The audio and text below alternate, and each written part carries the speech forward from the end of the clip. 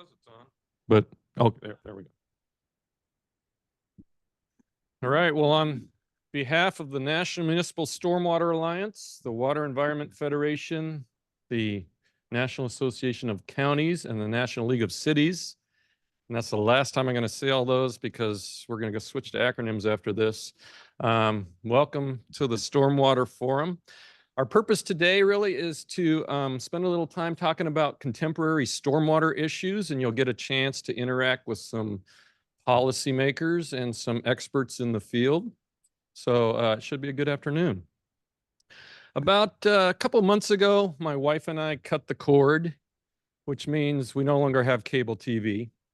But it was incredible that when I turned on my streaming TV, I still had like 1,000 channels. And so I was flipping through them the other day and I came across one that was playing Gilligan's Island. And this was a mainstream when I was a kid. And you know, there's the professor. This is a guy who can synthesize drugs out of the indigenous plants, make any machine out of coconuts. But for some reason, he could never quite get to the task at hand, which of course was to fix the hole in the boat. And, you know, I was just thinking, I'm going to make a transition here, but I don't think we've quite got to the task at hand yet in stormwater of making the goals of the Clean Water Act fishable and swimmable. I think we've done a good job of implementing the permit program up till now and refining it, but we haven't kept pollutants out of stormwater, and we can't strain them out at the end of the pipe yet to meet water quality standards for those beneficial uses, certainly not in California. So anyway, I'm hopeful that we're going to move the ball down the field a little bit today. So welcome to the forum. We have a great afternoon of speakers, and I think you're going to enjoy it. And with that, I'm going to introduce the Senior Director of the Water Environment Federation for Government Affairs, Steve Dye.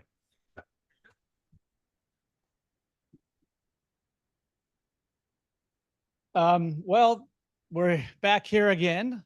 We've been doing this now for 8 years. I really am excited by this event every year, I think, because it gives an opportunity for us who all really appreciate the important work that goes on in the policy space around stormwater to get together, to hear from experts, to share knowledge, to network with each other.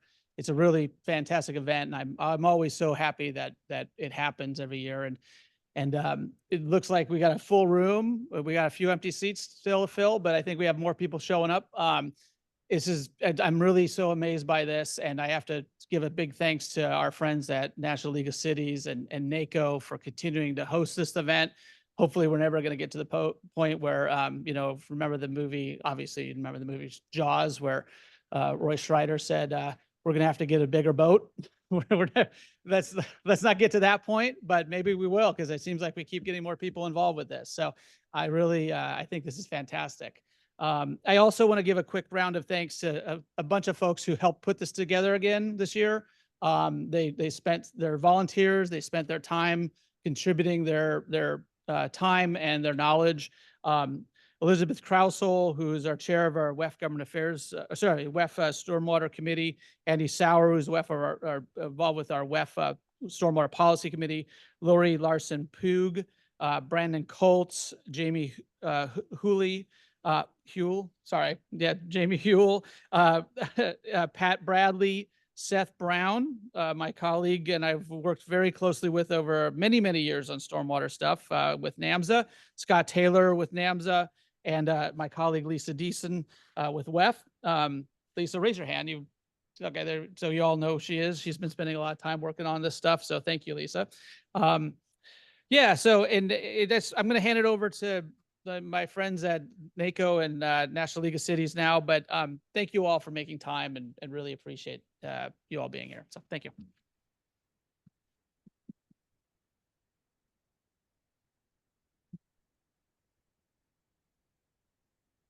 Hello, everyone. I'm Carolyn Barrett. I'm on the NLC Federal Advocacy Team covering the energy environment portfolio. Welcome to everyone here in the room and online. I just want to say two logistics. We've got bathrooms kind of out that back door here. And then you can see the Wi-Fi code online for those in the room. National League of Cities is pleased to co-host this event with our partners, Water Environment Federation, National Municipal Stormwater Alliance, and the National Association of Counties. For those that aren't familiar with National League of Cities, we represent 19,000 cities, towns, and villages across the country, working with mayors, council members, and city staff. The majority of our members, at least 75%, are considered small communities of 50,000 or less. And we also have 49 state municipal leagues, unfortunately not Hawaii. I hope you'll consider National League of Cities a resource to you on stormwater issues and water infrastructure issues broadly, as well as sustainability and climate. And of course, we know there's a connection on all of these. But stormwater management is one of the biggest challenges local governments face, and utilizing nature-based solutions is a key priority and opportunity. This is a unique moment for cities and counties, with major pieces of legislation sending funds directly to the local level, providing opportunities to invest in our nation's water infrastructure, make progress towards climate action goals, build community resilience, and more. The federal opportunities open the door to many communities to receive federal funding, many of it for the first time for some communities.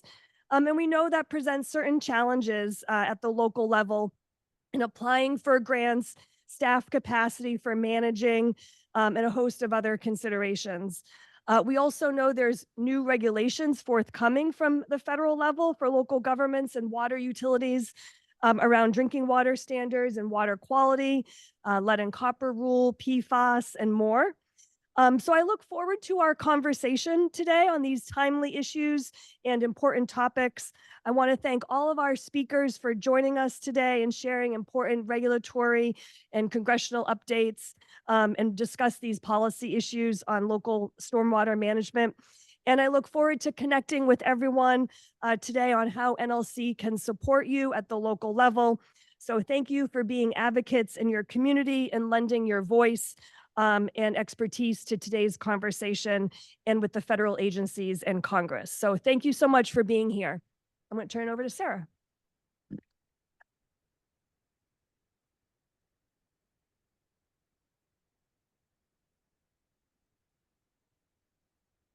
Thanks, Carolyn. Good afternoon, everybody. My name is Sarah Guimont, and I'm the Associate Legislative Director for Environment, Energy, and Land Use at the National Association of Counties on our government relations team. If you haven't heard of NACO, we represent the nation's 3,069 counties, parishes, and boroughs. We also have state county associations in every state where there is a county, including Hawaii. So we do have that one. But just want to echo a lot of what Carolyn said. Counties, both urban and rural, really play a critical role in stormwater management infrastructure. As I'm sure you all know, we're responsible for implementing and maintaining stormwater infrastructure that mitigates flooding, preserves water quality, and safeguards natural ecosystems. And with this historic level of funding coming through both the Bipartisan Infrastructure Law, as well as resiliency through the Inflation Reduction Act, as well as conversations over this year's Water Resources Development Act, pending regulations at the EPA that Carolyn mentioned, lead and copper, PFAS, and more. I really think today's forum is really critical time and opportunity and space to sort of come together and discuss best practices, insights, and innovative solutions in the stormwater management space. And I do want to flag that National Association of Counties, we host events throughout the year. We have contacts in every state at every sort of county level you can think of. We work with county officials, whether that's county executives, county managers, as well as staff. So if you ever looking to connect with somebody on the ground, please reach out to us. And if you're interested in coming to any of our events, please reach out to me. Even if it's not necessarily water or stormwater focused, we have just a plethora of experts and research and best practices to share, and we'd love to get you all connected. But thank you again for being here today, and I want to say thank you also for our hosts and our folks we're hosting with, but thank you again, and looking forward to today's conversation.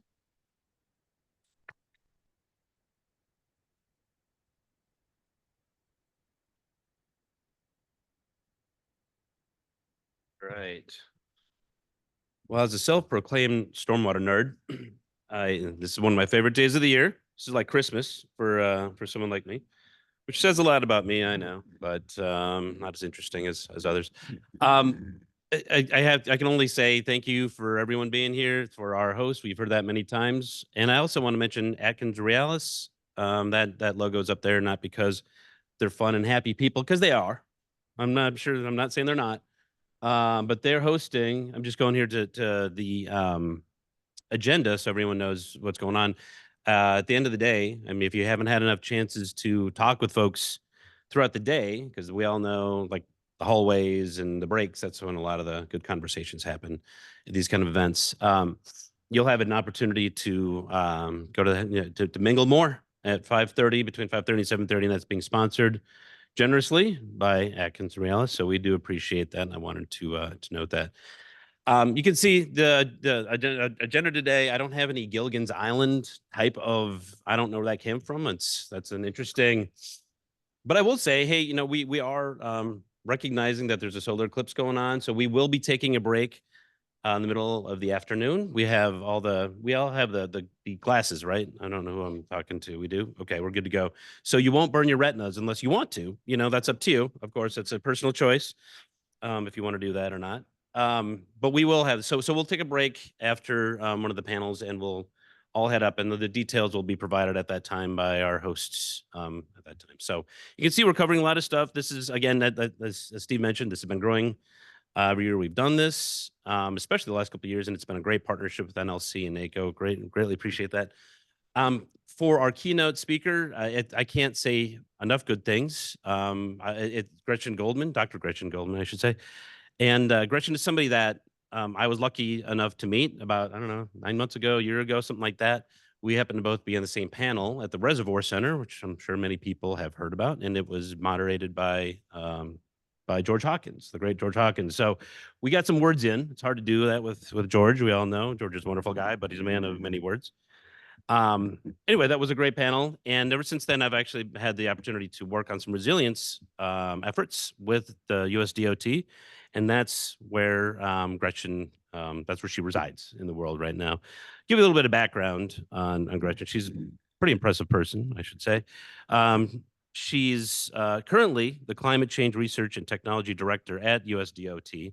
And she's the co-director of the DOT Climate Change Center. Prior to going to DOT, she worked at the White House with the current administration in the Office of Science and Technology Policy as the assistant director for, there's a lot of stuff you covered here, environmental science, engineering policy, and justice, where she led federal efforts on scientific integrity, indigenous knowledge, climate and equity, air quality, which is really your heart, right? Air quality is kind of where that's where you live, and environmental justice.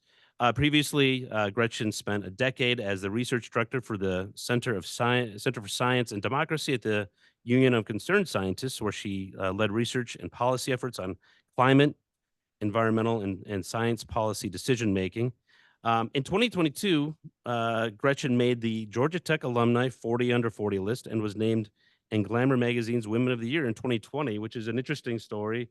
And that was the time of COVID, right? And it was about focusing on the challenge of being a parent during that time, it's interesting. Anyway, so Dr. Goldman, just to specify there, she holds a PhD and an MS in environmental engineering from Georgia Tech, as I mentioned before, and has a BS in atmospheric science from Cornell University. So join me in welcoming Dr.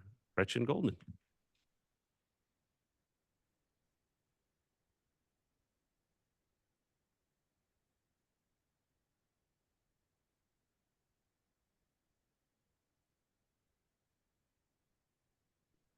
All right. Well, thank you all for having me. I'm so honored to be here, especially now that I know it's the equivalent of Seth's Christmas. I don't know if I'll fully meet these standards, but we'll work hard on doing that. So thank you so much for having me.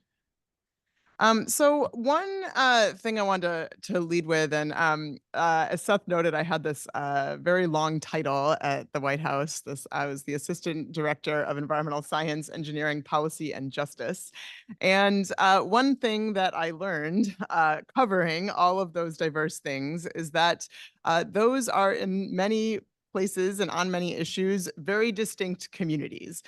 There is often silos, as you know, in these different places that we work, and we all sometimes talk about the same things, the same challenges, but approaching them from different angles and talking about them in different ways. And so part of my job there was to think about bridging a lot of those gaps and how can we ensure that the engineering and the technical side and the academics are thinking about and working towards solutions on the policy side, and that those solutions are actionable and can be implemented on the ground in ways that we know is not always what happens in practice. And that experience of trying to bridge all those different communities and thinking about getting to solutions in a more positive way ultimately convinced me to stay in government. I came from outside of government, but being in the White House for 2 years made me realize that there was a lot of impactful work that could be done and that needed to be done right now on the decision-making side. And so I decided to step into this role at the Department of Transportation to think about how to bridge all these gaps and thread that needle between all of these different communities and come to better solutions on a range of topics. And so that's where I'm coming from in this. So this talk is a little bit about how I'm thinking about that and where I think the opportunities are when we think about science and engineering, as well as thinking about the policy and the politics to navigate around that, as well as the application of the work that we're doing and ensuring that we get to solutions that work on the ground. And so with that, let me move forward. All right. So as I'm sure you are very aware, we are already experiencing a warming world. There's every year, every time that we get more data, more information about climate change and climate impacts, we get more information at more granular levels, and we're seeing in bigger ways that the reality of climate change is here, and it's here now, and it's going to affect all of us. One point I'd make about this is just to emphasize that it's all interconnected. These are things happening, and even if it's not something that you might think of as happening in your backyard, it is often affecting all of us, and it's affecting parts of the country and parts of our communities that we might not have anticipated being directly affected. I think one primary example of that we saw last year was the effects of wildfire smoke, and I think the East Coast felt that in a big way last year, and that's not something that many of us living on the East Coast think about being something that they would anticipate happening. And we're going to see some of those impacts more and more as that builds into the future. And so I think there's a lot happening now, and we know there's potential for things to get worse as we get more information, as we learn more, and as warming has continued. And so to dive a little deeper on the impacts, this is from the 5th National Climate Assessment that was released late last year. We see, if you haven't dove into this report, I would highly recommend it. It's very accessible, it's very easy to read, and it's written in very small chunks, and you can pull out figures, and it's very easy to read and not like other kinds of large government reports. So it's really useful to get the kind of information that you might need about regions, about specific impacts, about specific risks. And so here, this was one figure from it. You can see there's lots of risks across the country in different ways, and it's affecting, there's regional chapters, lots to dive into in terms of where impacts will be. And we see that every incremental increase in warming presents greater risks, and that's inclusive of water supply, food security, infrastructure, health and well-being, ecosystems, our economy, and our livelihoods and our cultural heritage. And so as we get more and more into the future, we see without sort of deeper cuts in global net emissions, climate risks will continue to grow. We're seeing those risks in different places, and this manifests differently in different locations, from wildfires to flooding, crop failures, tropical cyclones, droughts, heat waves. But a really important point on all of this is that we have a choice today to decide what to do about that. We are at a point where we can really mitigate those impacts. We can make it so that these do not get worse in the future, and we can really improve the situation for generations to come. And there's a lot we can do now. And doing some of those actions also has a lot of co-benefits and other ways that they can improve our well-being. And so this is, the report goes into this in great detail. There's a lot of social science in this as well. And so you really get to see a lot of the impacts and elements that go into thinking about both on the risk side and on the solution side. And my job is to think about all of this in the context of thinking about transportation. And this comes into play in lots of different ways, as you might imagine, both from the risk side in terms of risks to infrastructure and harm to people from transportation sectors being affected by climate impacts like wildfires, like flooding on routes. And this is both a disruption to people's lives, disruption to supply chains. It's also costly in terms of damage to infrastructure. And we sometimes have lives that are lost in those events occurring as well. And then I'm also covering the decarbonization side. And so thinking about how transportation can be a solution to climate change and how can we address greenhouse gas emissions from the transportation sector. And so that involves a whole set of other considerations in thinking about how do we transform the transportation sector to be a climate solution and get us to a place where it isn't the largest source of emissions, which it is currently. It's about a third of US greenhouse gas emissions come from the transportation sector. And so that's a pretty huge chunk, and it's a pretty sizable amount of the work that we need to do still to reduce those emissions and decarbonize the sector. And then to hone in one level down, as we think about climate emissions and climate impacts, there's a lot we can do to address adaptation issues and do a lot more mitigation of effects.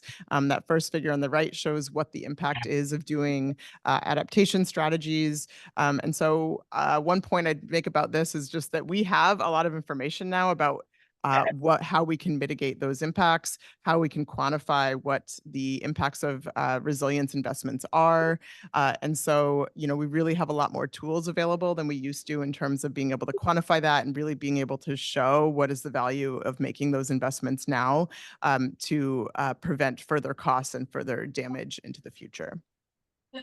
And then on the other side, I'd note there's a lot we need to do in thinking about trade-offs and costs now versus the future when it comes to decarbonization and reducing those greenhouse gas emissions. And so there's a lot of great details there and thinking about how do we think about those trade-offs? Where do we focus now to get the biggest bang per buck? And how do we really set ourselves up so that in the future we can more effectively and sooner ratchet down those emissions at a faster rate? And another point I'd make here is around a lot of the federal investments now are really designed to address some of those challenges. So the Inflation Reduction Act, the Bipartisan Infrastructure Law, and the CHIPS and Science Act are all working on bringing down those costs and trying to strategically target investments in sectors that we know we really need more investment now to get us further down the road. So where are those research and technology investments needed now? Where can we spur innovation in the private sector to get us further on especially in some of the sectors or parts of the economy that really need some support now to get us further down the road, both in terms of research and development and also in terms of implementation and deployment on the ground. And so we're seeing that happening across sectors now. And it's really an exciting time to be involved in this work, given a lot of these things are really game changing what possibilities are in the near future. And as you know, there's a lot of stormwater challenges, which of course you're here today to talk about. And there's a lot that intersects with climate risks and impacts, and as long with other pressing effects. This is from our transportation statistics annual report, where we look through and collect a lot of data on all kinds of things that intersect with transportation. And it has some sections that talk through a lot of the challenges around stormwater.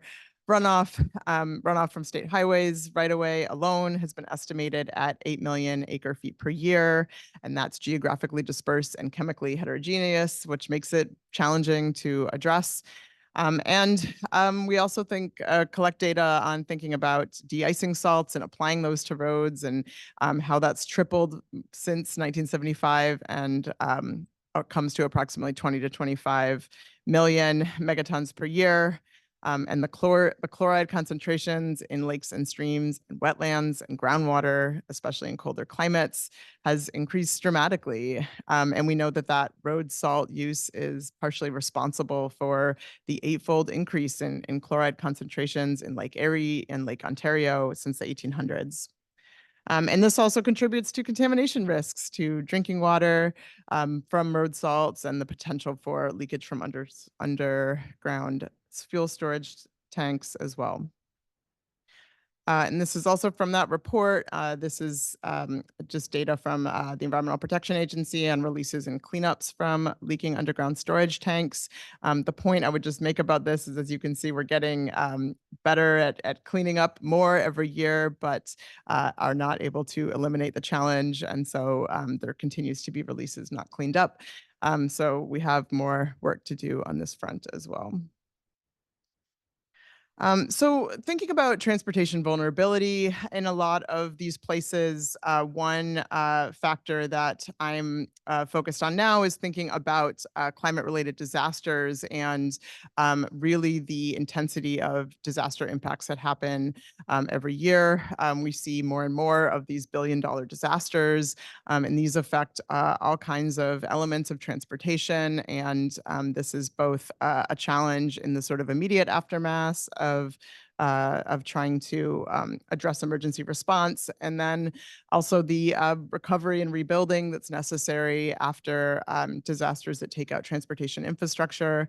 And we're seeing more and more examples of this every year, and happening in more and more populated places as well. And so we really see this compounding effects, and the threats tend to cover multiple sectors, affect populations, and affect a lot of sectors of the economy. And one thing that's really critical in thinking about all of this is working through data, and having the data that we need to understand what these risks are and to take evidence-informed actions in response to it. The Bureau of Transportation Statistics at DOT is building out a transportation vulnerability and resilience data program in response to a congressional request. And this is taking an all hazards approach. And so this is looking both at natural hazards as well as potential for cyber attacks, and working in coordination with local decision makers on how to get the necessary data to be able to get these resilience metrics.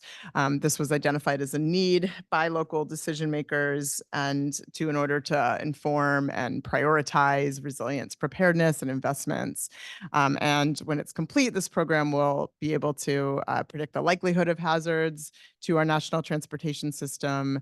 We're looking to measure that vulnerability of the system with direct and indirect disruptions, and estimate the transportation asset damage and loss functionality at different scales, so national, regional, and local scales. And so that's underway, and we'll have a lot of new data and a new opportunity to think more about that issue as we go forward. And I want to make the point here about a lot of the interagency collaborations, and this is a really big time for thinking about working together across the government, across different agencies on this work. This is a lot happening in this space now under this administration. There's the U.S. Global Change Research Programs taking on a much bigger role in that. This is the 14 agency collaboration that thinks about climate-related research and climate services. I wanted to call out this climate services piece because this is something that's ramping up a lot more in this administration than has occurred previously. And so this is a big opportunity for us to think about what is the climate related information and data that's needed from the user side. So what do we need for decision making at different levels of government, and how can federal data and research support those decision making across the interagency? And that's being thought about in a lot of the activities that they're taking on currently, like working on the next National Climate Assessment and the National Nature Assessment, which is currently underway now.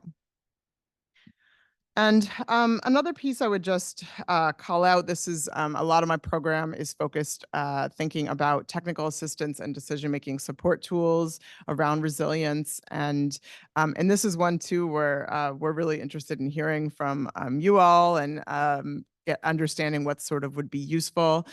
We know that a lot of what we need to be successful in addressing all of these challenges is for them to work on the ground and to work in communities and to be able to be actionable for investment decisions, for infrastructure decisions, for where we build, what we build, how we approach things, and how we communicate a lot of these challenges. And so we're doing a lot of work focused in this space, working with partners in communities and with metropolitan planning organizations or state DOTs as well, in thinking about how to advance this.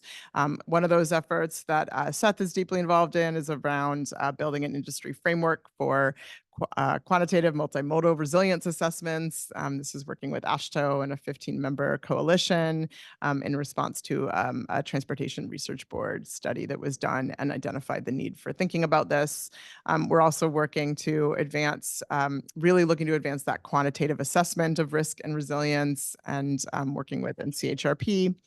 And then we also have a lot of tools that could be implemented by communities. We're working, we have a disaster resilience and disaster recovery tool that we're working on implementing in different places. Right now it's being implemented in Hampton Roads, Virginia, Hillsborough County, Florida, and Galveston, Texas. And that's really to look at how can we quantify and prioritize resilience investments made by local jurisdictions, and making sure that we're really accounting for what the benefits are of resilient investments made now.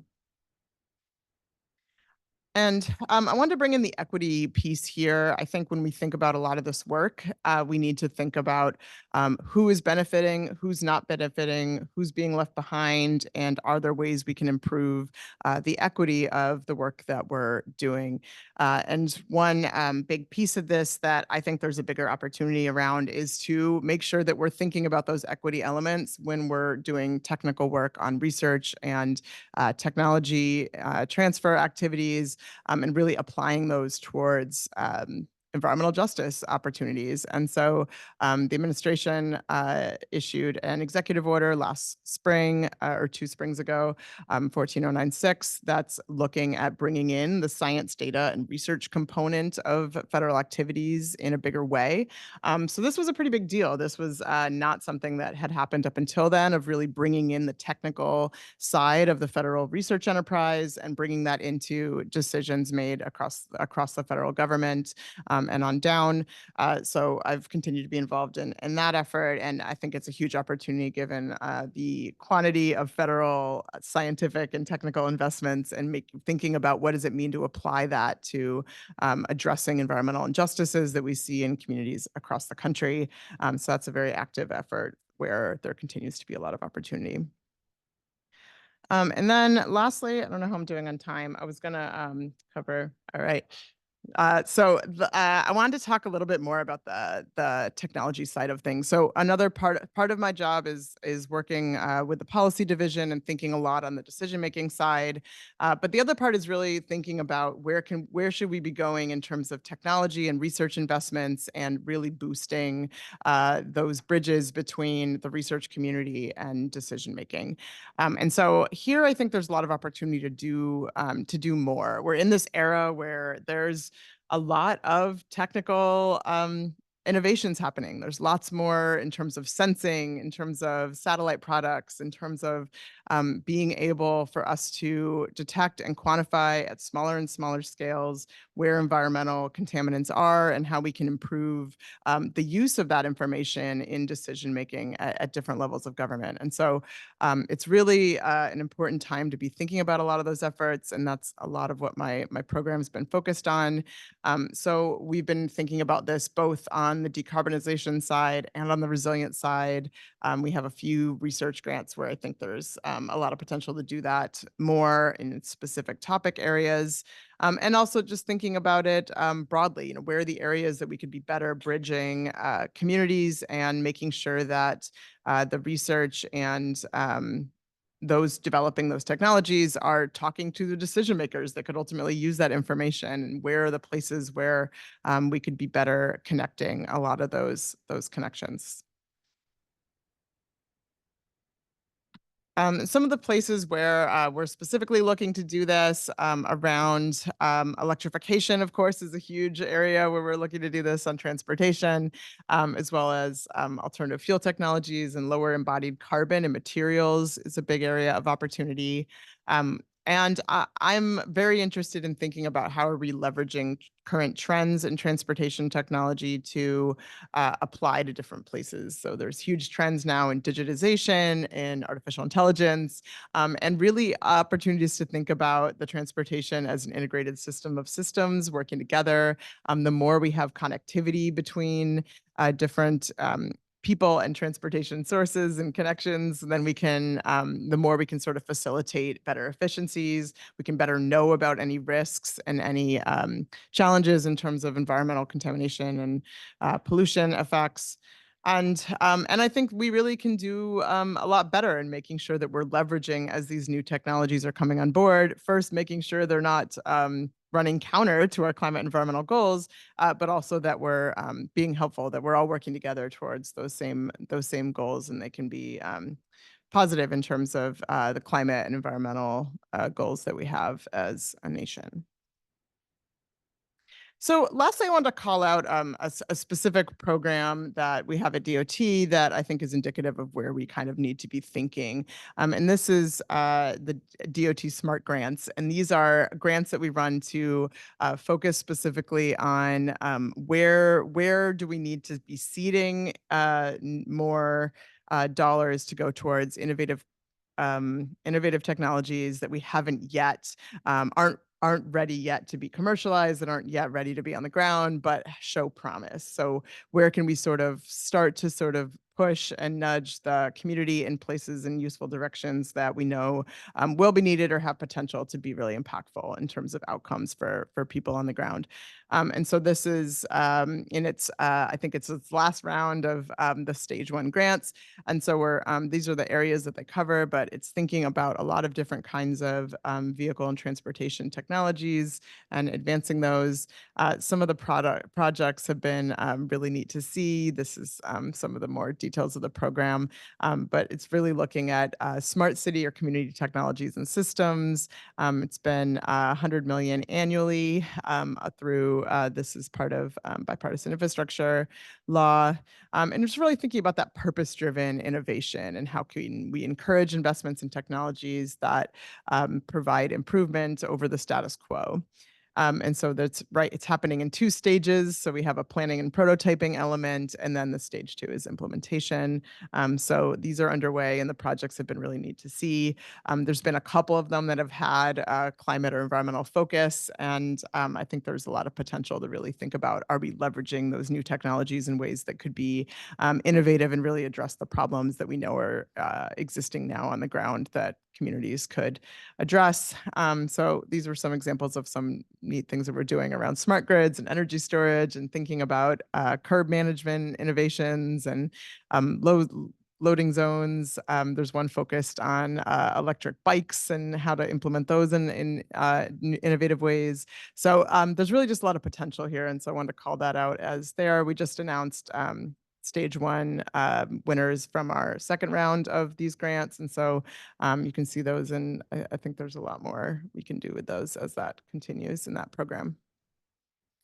So lastly, I just want to say to all of you, as you're thinking about today and you're thinking about your work and where the potential is, that there's really a lot of opportunity to bridge these different communities and thinking about new and emerging technologies, connectivity, automation, sensing, and how are we really thinking about the technical side of things, and where can we be most actionable in terms of outcomes for people, for communities, for the goals that we have. And importantly, how can we do that to better address inequities? And there's a lot more that we can be thinking about there, and I'm excited to see how you'll continue that work as you do your meetings today and talk through a lot of these challenges. I'd love to work with all of you on this. I think as we're thinking about bridging all these communities, and we have a lot of new investments coming in, we'll have a lot of potential to do a lot more on this as we move forward, and as it comes to stormwater and all kinds of places where we know these challenges exist. And so thank you all for the work that you do, and enjoy the eclipse, and Merry Christmas, I guess. Thank you. Gretchen, you have some time for questions? Yeah, sure. Because I know that we've got some time on our side as well. And I also want to know, how many people do we have online right now? Is it 200 plus? 126. 126, great, because we had over 200 that registered. Anyway, so we got a lot of people online, so I wanted to recognize that we have a room full of people here, but we also have a computer full of people as well. And if they have got questions, then they should be able to send them in, and we'll be monitoring those questions. And also, if there's any questions you guys have, then Steve will be running around. I'm trying to stay away from people, so for everyone's best interest. And Scott's got a question here. I was going to kick off just real quickly. What the Water Environment Federation did a survey of communities, and they found that over 90% of communities haven't done any kind of resilience planning as of yet. And I know the transportation sector is a leader in many ways, and technical issues, whatever. Do you have any thoughts about that? I'm thinking about like design standards or technologies or data. Any thoughts about like what role you think are the one or two like major roles that DOT and DOTs can play in this area? Yeah, that's a great question. I think there's a lot of potential to do a lot more synergy between the different sectors, and there's probably a lot of lessons learned that state DOTs and MPOs might have that are further along in their thinking on this. So I think we need to make sure that we're all talking to each other, that we're working together on this in bigger ways. I think one thing that we're really keen to think about at the US DOT level is sort of understanding, what would make that easier to do in a community? What kind of information would be helpful? Are there tools that would be helpful? Or is it sort of, there's too many tools. We just need clarity in terms of standards and guidance and exactly what's needed. And so, there's different sort of levers we have at the federal level. But one opportunity, I think, where I'm really keen to make sure that we're doing better and doing more is sort of on the sort of information side and the providing clarity and what sort of is sort of helpful, because often we know at the local level, both you need more sort of granular data that's applicable in your community, because me handing you the hundreds of pages of a national climate assessment might not be immediately actionable if you have a lot of things to cover in your job, and then you really need that sort of localized data and information and clarity about what that means for your next step and how you handle that. So I think thinking more about what's sort of helpful to have on the ground, what is helpful to have that is really actionable information. And so that's one thing that I'm really focused on, making sure that we're focused on is thinking about how do we make sure that information and data is really actionable for the people that are in a position to make decisions based on it? Because, what I, as an engineer, might think is really interesting to look at in the data might not at all be the same as the kind of information and the level of detail that you would need for people making investment decisions on the ground, for people setting up planning at the local level. And so I think we really need to think more about, making sure we're really user-oriented in a lot of this work. And so that's what we're really focused on. Thank you. Scott. Yeah, you got to turn it on. Is on? There you go. Okay. I'm just curious, if, I guess it's arguable, but if electric cars continue to make a lot of progress, what are you guys thinking about for the federal gas tax? And, how is that going to transition be replaced? Yeah. What's going to happen? I don't doubt there are people thinking about that. There's there's a lot to be thought about in terms of how well, so there's sort of the funding stream question, which of course is sort of like a bigger challenge and something Congress will discuss. But I think the other element of that is there's a lot of changes to navigate around electrification and what are the benefits that are happening from that, and how does it shift things both in terms of resources it produces and also in terms of benefits and redistribution of where we're getting our energy for vehicles. So it's been I've been very interested to see how it's played out. It's just we're really in the midst of transforming a lot of the landscape around that, and as the NEVI program is underway to really build out the infrastructure and the fueling and infrastructures programs, we're building out a lot of that right now. And so it's really in the next few years that we're going to see that transformation in a bigger way.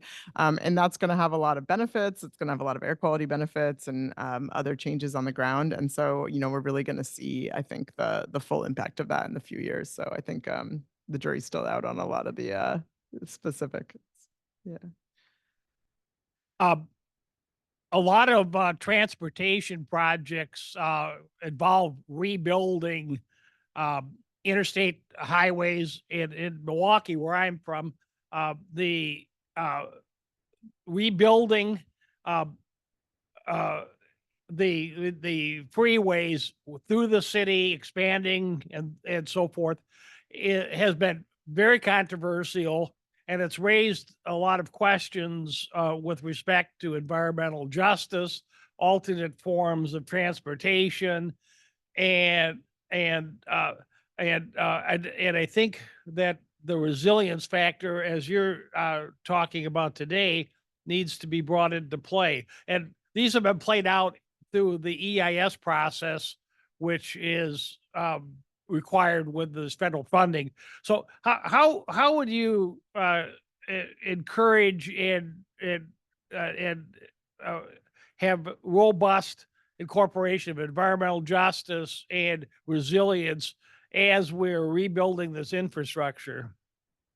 Yeah, that's a really good question. So first, I'd say that's the opportunity, right? We're in the midst of building all of this new infrastructure, or hopefully fixing it first before building new. But that's sort of the opportunity to make sure that we're considering all these other elements that we know are critically needed, and that creates a lot of efficiencies and also can just solve a lot of problems at once.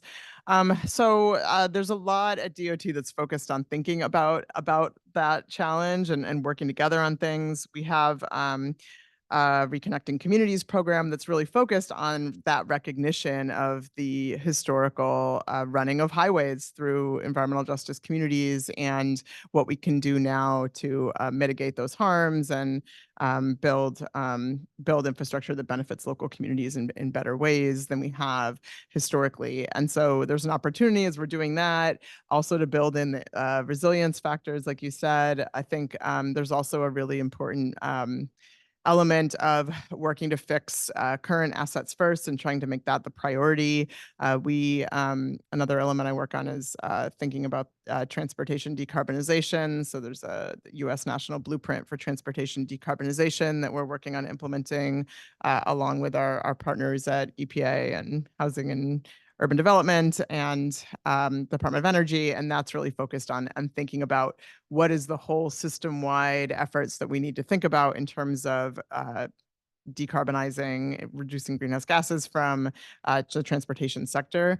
And so that work does include sort of thinking about, as we're thinking about what infrastructure we're choosing to build, are we accounting for thinking about the greenhouse gas emissions consequences of those infrastructure projects. And so that's one area where there is that recognition of thinking about working together. Are we thinking about all of our goals in the same way? Because as the government's big. There's lots happening, and there's lots of different pieces of it working towards different things. And so there's a lot of interagency work and coordination to try to get at exactly what you're saying. So at the local level, we use hydrology and hydraulics modeling all the time for designing infrastructure, designing buildings of all types, sizing stormwater control features, et cetera, et cetera. And one of the really essential inputs are precipitation frequency estimates. You know, what's the 100-year storm? The next big thing to come along in that world is going to be Atlas 15, which after waiting for years and years, will finally include projections instead of just historical data. The last time we did this was, not surprisingly, Atlas 14, a number of years ago. It varies from state to state. So I come from Minnesota, and in our state, cities and local authorities were pretty slow to adopt Atlas 14. But what brought them into the fold much more quickly was encouragement and requirements from the Minnesota Department of Transportation. You know, their systems interacted with cities everywhere. Cities were always looking for local road money. And DOT basically said, if you're going to give us any calcs, any designs at all, they have to be based on Atlas 14. Have you thought about how US DOT and encouraging state DOTs can serve a similar role in promoting the adoption of Atlas 15 more quickly and more widely throughout the country? Yeah, that's a great question and a really great insight about how it happened on Atlas 14. Yeah, this is top of mind for us, that issue, and how we can most effectively, when it's out, get Atlas 15 into being actionable and happening and being used everywhere. And so I think there'll be a lot of specific opportunities on that. Definitely open to input if there's places you see or specific pathways for integrating that could accelerate its use, because I think, yeah, there's going to be need, as you've noted. It's been in the works a long time coming, and so we really time is of the essence in terms of getting that into use right away. So I think that's something we're really thinking about and trying to leverage all of our connections and all the levers that we have, whether that's formal or informal, in terms of getting it into use at different levels of government in different places. So I'm glad that you're thinking about it, and great to have that insight from Atlas 14. Any other questions? Maybe we'll see if there's any online. Okay. Yeah, we'll see if it's, yeah. You have a couple that are from online. In its work to encourage strategies to build greater resilience in transportation networks, is DOT advancing methods for accounting for the benefits of incorporating improved, greener stormwater management in transportation infrastructure projects, like in Green Streets or Complete Streets project funding programs? That is a great question that I do not have the specific answer to, but there is a lot of thinking about complete streets. There's a lot of work happening around nature-based solutions and thinking about green infrastructure in different ways. I think that also there's also a big opportunity in thinking about nature-based or natural capital accounting. And so there's a big effort across the government in thinking about, are we appropriately valuing nature when it comes to government cost benefit analyses, and thinking about reflecting accurately what the benefits of nature are in different contexts. And this is sort of a wonky effort, but it's really impactful in terms of how the government makes decisions and thinks about incorporating nature and natural infrastructure in different places. And so that's really going to have a lot of opportunities for us to incorporate that thinking into programs across the government. And so I think that's something to watch for in thinking about an integration of that into different programs at DOT and as well as across the government.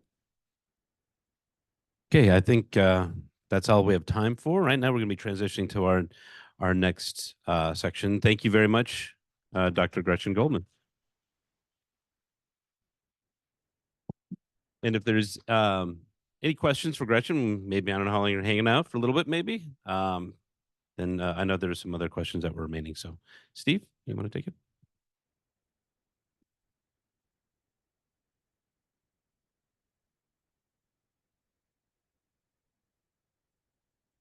Appreciate your insights there. That was very interesting. We're going to go a different direction here from agency policy to policy making on Capitol Hill for the next part of this program. We would typically have a little bit of a congressional panel, but I don't think you could have one speaker and call it a panel. We unfortunately lost our House Speaker. Those of you who were here last year, Ryan Hamilton joined us, but last year, but he got called away. So we will only get our Senate panel or Senate Speaker today. But I think it's going to be very interesting. Brian Eiler is with the Senate Environment and Public Works Committee. He manages, I think, a good portfolio of stuff, but a lot of it dealing with infrastructure funding. And we're going to do, he's going to make some remarks, and then we're going to have some time for questions, and then we'll move to the next panel after that. So thank you. And Brian.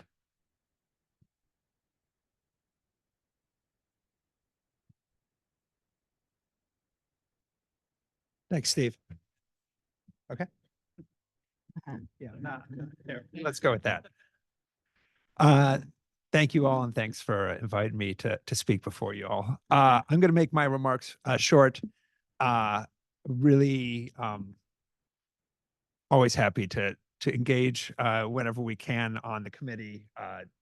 We are a very active committee, even as we're in a starting a period of transition, and Chairman Carper has, as he has said over and over again, he wants to run through the tape, and that's what the committee is doing. As Steve mentioned, my name is Brian Eiler. I am counsel for the Senate Committee on Environment and Public Works. Within my portfolio, I deal with drinking water, wastewater, stormwater, clean water infrastructure projects.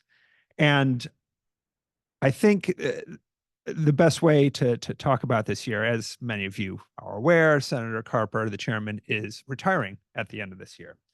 So we are working on burnishing his legacy and making sure all his achievements that he's achieved, particularly the last couple of years, really come to fruition. The most notable of which is the passage of the Bipartisan Infrastructure Law, also known as EJA, the Infrastructure Investment and Jobs Act. And within that act, as you well know, there were, I want to say $5.5 billion in water infrastructure projects. So a good portion of the committee's activities, and I believe this is true on the House side as well, is working to do oversight to make sure that those programs are fully stood up, that the money is being directed towards appropriate projects, and that we can see real achievements on that front. So we had a couple of hearings last year, and we will probably have another hearing in the summer, I believe. We don't have a date on it. It's going to be on the anniversary of the clean, I think, SIDWA. Yeah, the Safe Drinking Water Act. So not a lot dealing with stormwater, but you can, as you can imagine, a lot of the funding has programs that affect both drinking water and clean water sides. And so that will come up.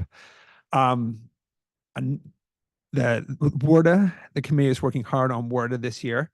I don't personally work on WRDA, but I stay abreast of it. We have a team of folks who are currently in negotiations with the minority. We expect that bill to pass this summer, as it has the last couple of rounds.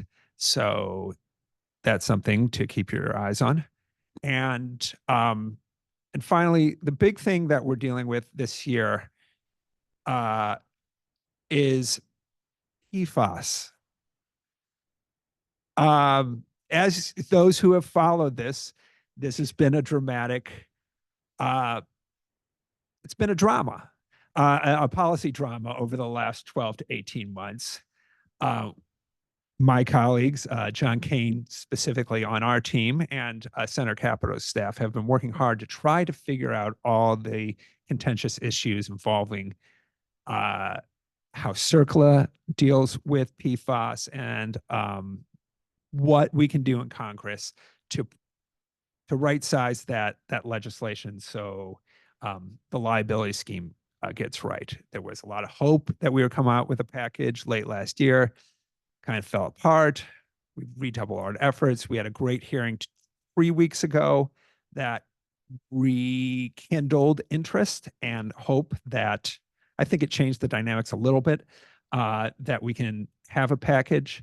I can't say a whole lot more than that, but what seemed like legislation that might be dead in February is now on life support, and we're hoping we can resurrect it this year. Fingers crossed, no promises.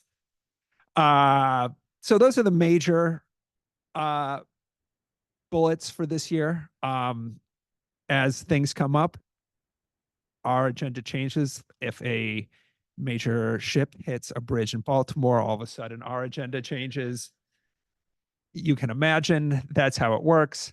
But there'll be a lot of hearings, and we're going to stay active. And Senator Carper, he wants to work hard through the next 8 months. And so expect us to stay active as well. And so with that, I will, I guess, take questions if any of you all have it, and appreciate the chance to give you this brief update. Thank you, Ryan. Appreciate it. Yeah, if there's questions, there's mics floating around the room. I'll start with a question regarding WRDA.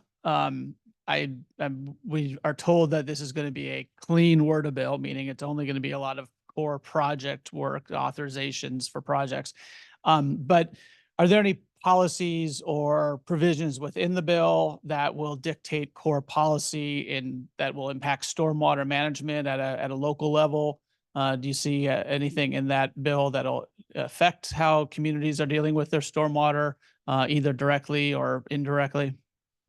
Well, I think you put your finger on it when you said clean bill. So there's not going to be any change to what is considered the policy text of the legislation, nothing agency-wide.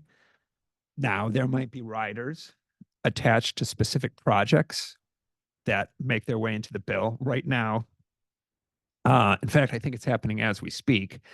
Our teams from Senator Carper's side and Senator Capito's side are sitting around a table, and they have a list of projects, and they're going back and forth. I think they're doing that all afternoon. So what that final list ends up, I think they're going to be doing that for the next couple of weeks.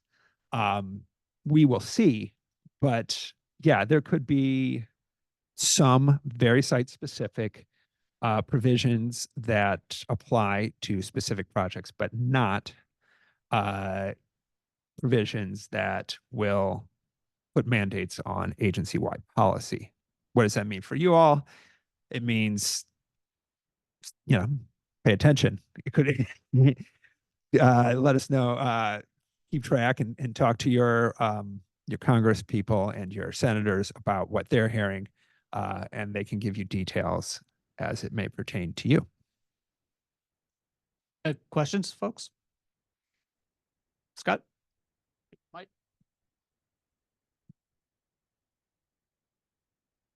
Yeah, this is just, sort of my dogma as a non-political person, but it just feels like we're entering into a protracted time of continuing resolutions, the way Congress feels like it's setting up, even if it, was to flip in November. So how can we in the water sector navigate through that? I mean, what are some effective tools that we can use to still try to get appropriations, and things funded through Congress? Because it really is a challenging time for us, but when it's just going to be continuing resolution budgets and clean WRDA bills, it just seems like a really tall order. Yeah. You raise a good point. I guess the first thing I would say is, it feels like it's going to be continuing resolutions, and I cannot forecast whether that will be the case or not.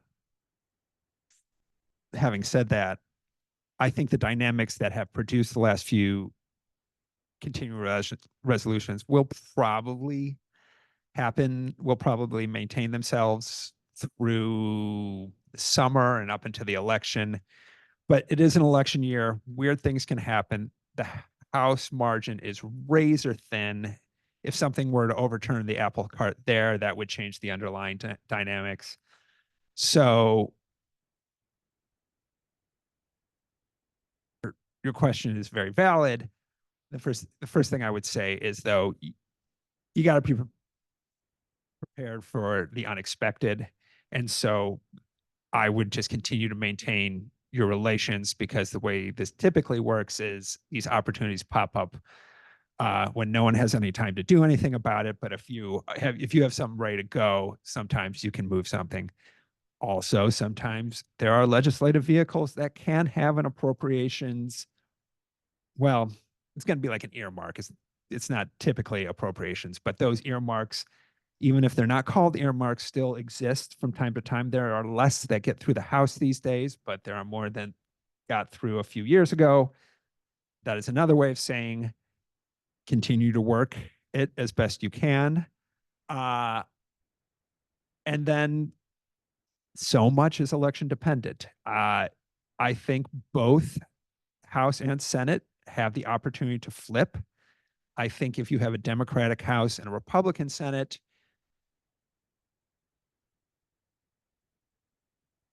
a chance at regular order there than there would be under the current. And then, I have my opinions on presidential nominees.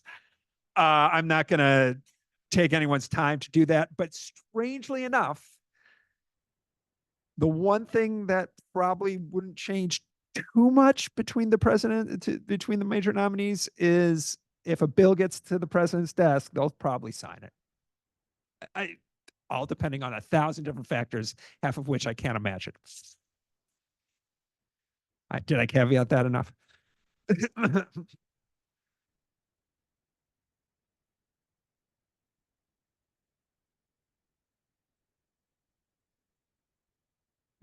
David Smith, we saw a lot of water earmarks included in recent budgets, including a lot of stormwater projects. Do you see this trend of reducing SRF grants to pay for water earmarks continuing? And what is your advice to local stormwater managers on how to take advantage of earmark opportunities?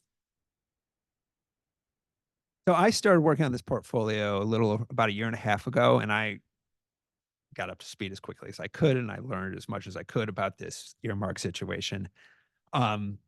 I don't see anything happening right now that's going to change that. But as I said, all this is politically, political changes happen quick and are often unexpected, and they often have unforeseen consequences. So the short answer is probably stay the same, but who knows? So what does that mean? It just means you work with your Congress people as best you can. A good constituent services office in Congress will work to find ways to get policies you are advocating for into vehicles. And if it's the right vehicle, it'll pass. Obviously, water legislation. So, do the work of working with your elected officials, active senators. Some senators are active in this space, some are not. It can help to educate. If your senator is not active in this space, it can help to, take a little time. Hopefully they'll work with you to explain how important this is to their constituents and get them, because it actually doesn't take too much to get Senate staff to get engaged with the committee on some of this work and with the appropriators. Hi, Susan Bodine. I just wanted to comment actually on the last question and also on the WRDA. So back in 2016, when we did the WIN Act, when the Congress did the WIN Act, the House was insisting on a skinny WRDA, which is what you're saying now, core only. I believe the WIN Act ended up being like 980 pages. It was one of the last bills at the end of the Congress, and everything went on that bill. Yeah. That can happen. Yeah. The other, even if the staff is saying core only, that doesn't necessarily mean that's what's going to happen, particularly since, again, on the Senate side, more than the House, I think the senators don't understand that a WRDA bill is core projects. They think it's clean water and drinking water infrastructure also. They're just used to that. And so and there are only 100 senators, so each one has a lot of influence. So again, not at the beginning of the process, but at the end of the process, there's certainly a chance that other things would, including drinking water, clean water infrastructure, would be attached to the bill. And then second, on the issue of the earmark offset, et cetera, once the infrastructure bill money is no longer applying, I think that's 2025 is the last year of the 5-year slug of money, then I don't think you're going to see that so much anymore. I mean, the appropriators are looking at it as like, we already appropriated all this money. And then when that ends, I'm hoping that you won't see the earmarks eating into the base SRF anymore. I mean, there is a big slug of the SRF money that's still coming in, but that will end. So we'll see. I don't disagree with anything you just said. I think I can tell you what I have, what we have agreed on the committee is going to be the case. I entirely take your point that what we say can face pressures at the 11th hour. And yeah, so I don't want to lead people astray. If there's anything you take away from my very brief and caveat comments is that anything's possible.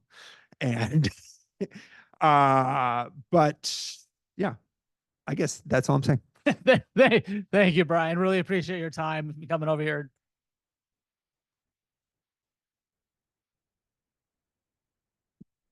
Okay, now we're going to move to the hot topics panel, and I'll ask those who are on the panel, you can see those folks listed here, to come up. I think we need a couple mics if we can, and I would not suggest using my mic. Oh, thank you. So this is a kind of a free-for-all, I'll call it. Ben, hey, Julia, how you doing? Hey, how's it going? And we've got great perspectives here. I'm going to stay over here. I'm going to keep my distance so y'all can stay safe. Go ahead, Susan. We do have, as the last question just came from Susan Bodine with, she's a partner with Earth and Water Law. We're also going to hear from Barbara Hopkins, who's the executive director of the Green Infrastructure Leadership Exchange.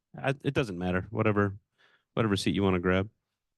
Nancy Stoner, who's been on 1,000,001 panels like this. She's the president of the Potomac Riverkeeper, and last but definitely not least, Julia Anastasio. She's the executive director of the Association of Clean Water Administrators.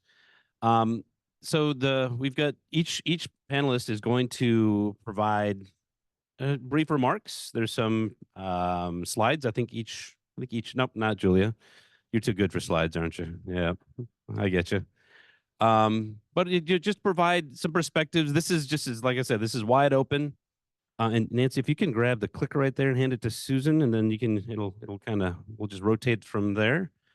And then we'll have plenty of time for questions, both online as well as in the room. We're going to go till about 3 o'clock, I believe, because the eclipse somehow is different time than we realized. I thought this is something we could, anyway, we're going to be fine. We can go past one, whatever the time is on there.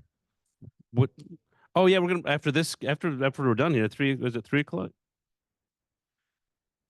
So we were supposed to stop at 2:50. So we're gonna actually stop at 3 o'clock-ish, and that'll give us plenty of time to go up there and burn our retinas. So we'll end at that time. So with that being said, go ahead, Susan, take it away. Okay, can you hear me, first of all? I got it on. Okay, so it's the Hot Topics panel, and it's just kind of a speed round, I think. Is that right, Seth? About 5 minutes each, and we'll have a conversation. Yeah, I wouldn't say too speedy. Yeah, I wouldn't linger too long, but. Okay, with that, very consistent advice. So I'm going to try and quickly cover both Waters of the U.S. and Maui, which is the indirect discharges and MPDES permitting. I mean, there's so much to talk about, including PFAS, which, we want to talk about that later. That's lots to talk about too. But I wanted to first, hone in on Sackett. As you all know, it was May 2023. It was a 9-0 decision. There were concurring opinions, but there were no dissents. And all the justices agreed that significant nexus was not a basis for Clean Water Act jurisdiction, and that the Sackett's property in Idaho was not jurisdictional. The disagreement came over the test for whether or not a wetland is also jurisdictional, and the difference was whether or not there's a continuous surface connection or whether adjacency means it doesn't have to touch. But what's significant also, though, about the opinion is, is that it defined waters of the United States as relatively permanent body of water connected to a traditional interstate navigable water is a water of the U.S. Now, lots of questions in there and a lot of questions about what it means to have a continuous surface connection. So we do have a post-Sackett rule that came out in September 2023. It did amend the January rule. It did remove all language on significant nexus. It took out interstate wetlands as its independent category, and then defined adjacent as having a continuous surface connection. That's not a lot of guidance. The guidance on what those all mean are actually in the preamble of the January 2023 rule. And that's in fact what the coordination memos and the Corps' implementation guidance says, is read the preamble to the January 2023 rule. And so if you go and read the preamble, you realize that what EPA is saying, what the Corps is saying, is that continuous surface connection is a physical connection. It doesn't have to have water in it. And that that the adjacent wetland doesn't have to be indistinguishable, which is the language the court used. And so again, there can be dry land between. As long as it's a continuous surface connection, the question is, well, what is that? Is it a ditch? Is this? Who knows?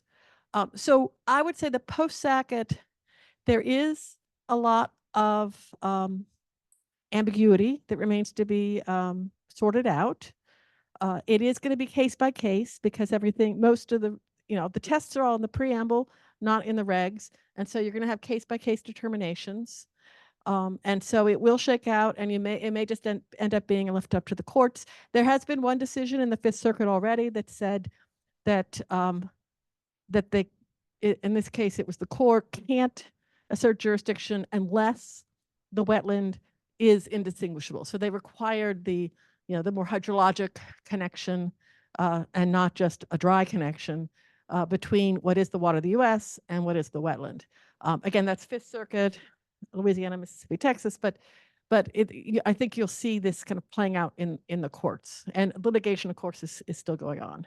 That means you have a different rule in place in different states.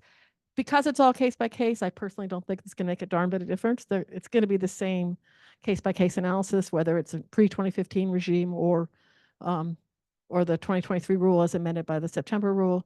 But again, we'll see. So if I look at Sackett, I would say absolutely your stormwater retention ponds, your settling basins, your green infrastructure shouldn't be jurisdictional. There is some ambiguity, however, that remains, particularly because of how the agency is defining what does it mean to have a continuous surface connection? Is it, again, if it's a physical connection only, what does that mean? A dry ditch, who knows? Well, anyway, there are examples from the past where the agency has said a skidder rut leading to a ditch, leading to a stream, leading to a WOTUS was enough of a connection for a wetland.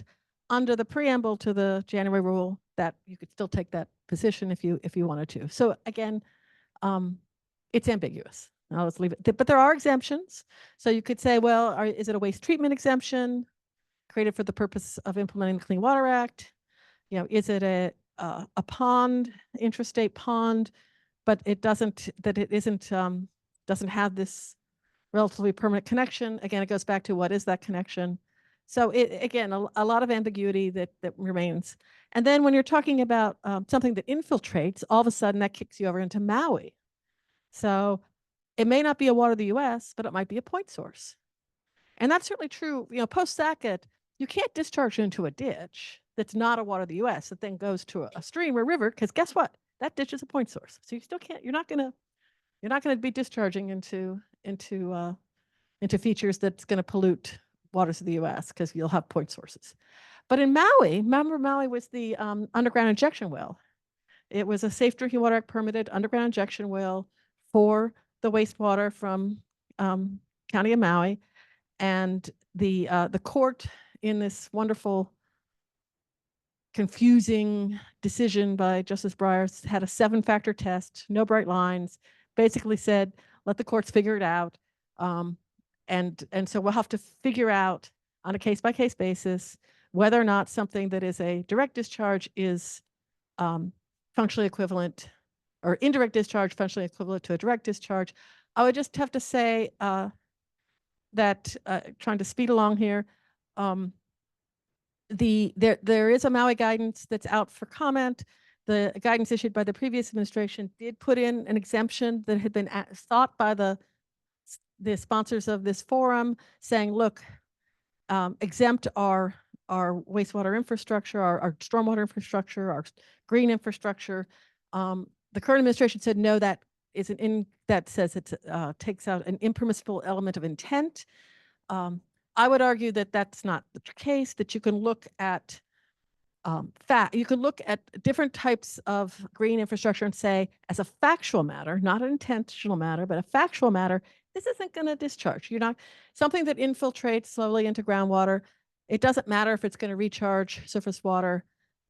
It's infiltrating slowly. That infiltration basin is not a point source because it's not the conveyance. The conveyance would be the groundwater, and groundwater is not a point source. And so I think at that point you don't have jurisdiction. You don't have the functional equivalent. I wrote a whole article on this point that in the Texas Environmental Law Journal. I'm happy to share that. But again, you still need a point source. And so post Maui, there will be litigation. There already has been litigation.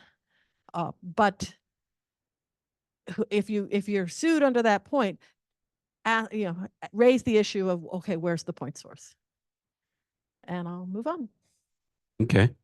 Thank you, Susan. I'll take the hand off here because we're going all the way down to the clicker. Sorry, the clicker. And I should have given some ground rules here that we're hearing a brief presentation from each speaker, again, for those online, so you understand what's going on here.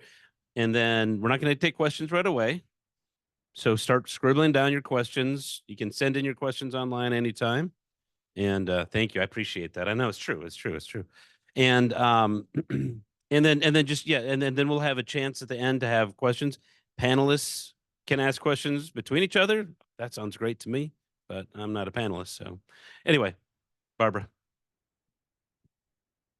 Thanks, Seth. I'm so pleased to be with you all today and honored to share the stage with these esteemed colleagues. So let me start by saying a few words about the organization that I represent. The Exchange, the Green Infrastructure Leadership Exchange, is a social impact network and community of practice that seeks to activate local governments and stormwater agencies in the US and Canada to implement GSI equitably. We have 365 individual members, 57 stormwater management organization members across the United States and Canada. And our bread and butter is peer learning, although we try to produce reports that make the evidentiary case for GSI. And I'm going to talk to you about one of those today. Wait a minute, I went the wrong way. I have it upside down.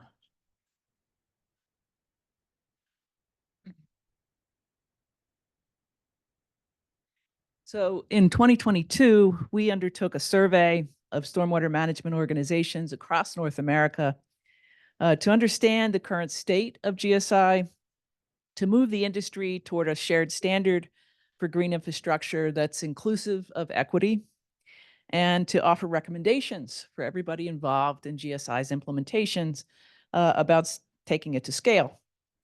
You can view the report for yourself at the URL that's shown here on this slide, stateofgsi.org.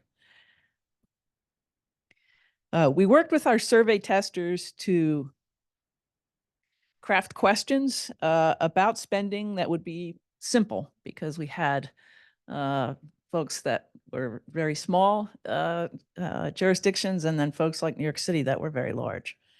And these included annual capital spending on stormwater management, annual O&M spending on GSI, and cost per drainage acre or gallon, depending on the unit of measurement used. And there were huge ranges in the answers to these questions, owing to the vast variation in the sizes of the jurisdictions that were surveyed. But there was reasonable consistency that GSI is about 10% of stormwater spending.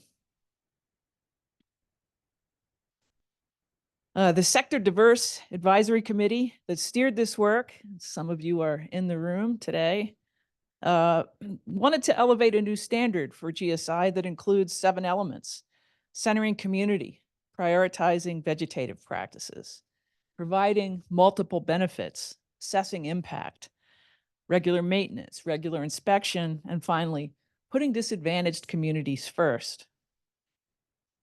Next, we'll look at results of 2 questions that are seeking to understand how we're doing in meeting this bar. This first slide looks at all of the factors except equity, which was part of a separate question. And it turns out that the majority of respondents prioritize most of these factors, at least sometimes. However, there's significant work needed to be done to prioritize all of them as a new national standard. On the positive side, more than half of respondents prioritize maintenance, multiple benefits, vegetative practices, and regular inspection most of the time or always. But there's significant room for growth when it comes to assessing impact and centering community in the work, which is kind of important to our mission.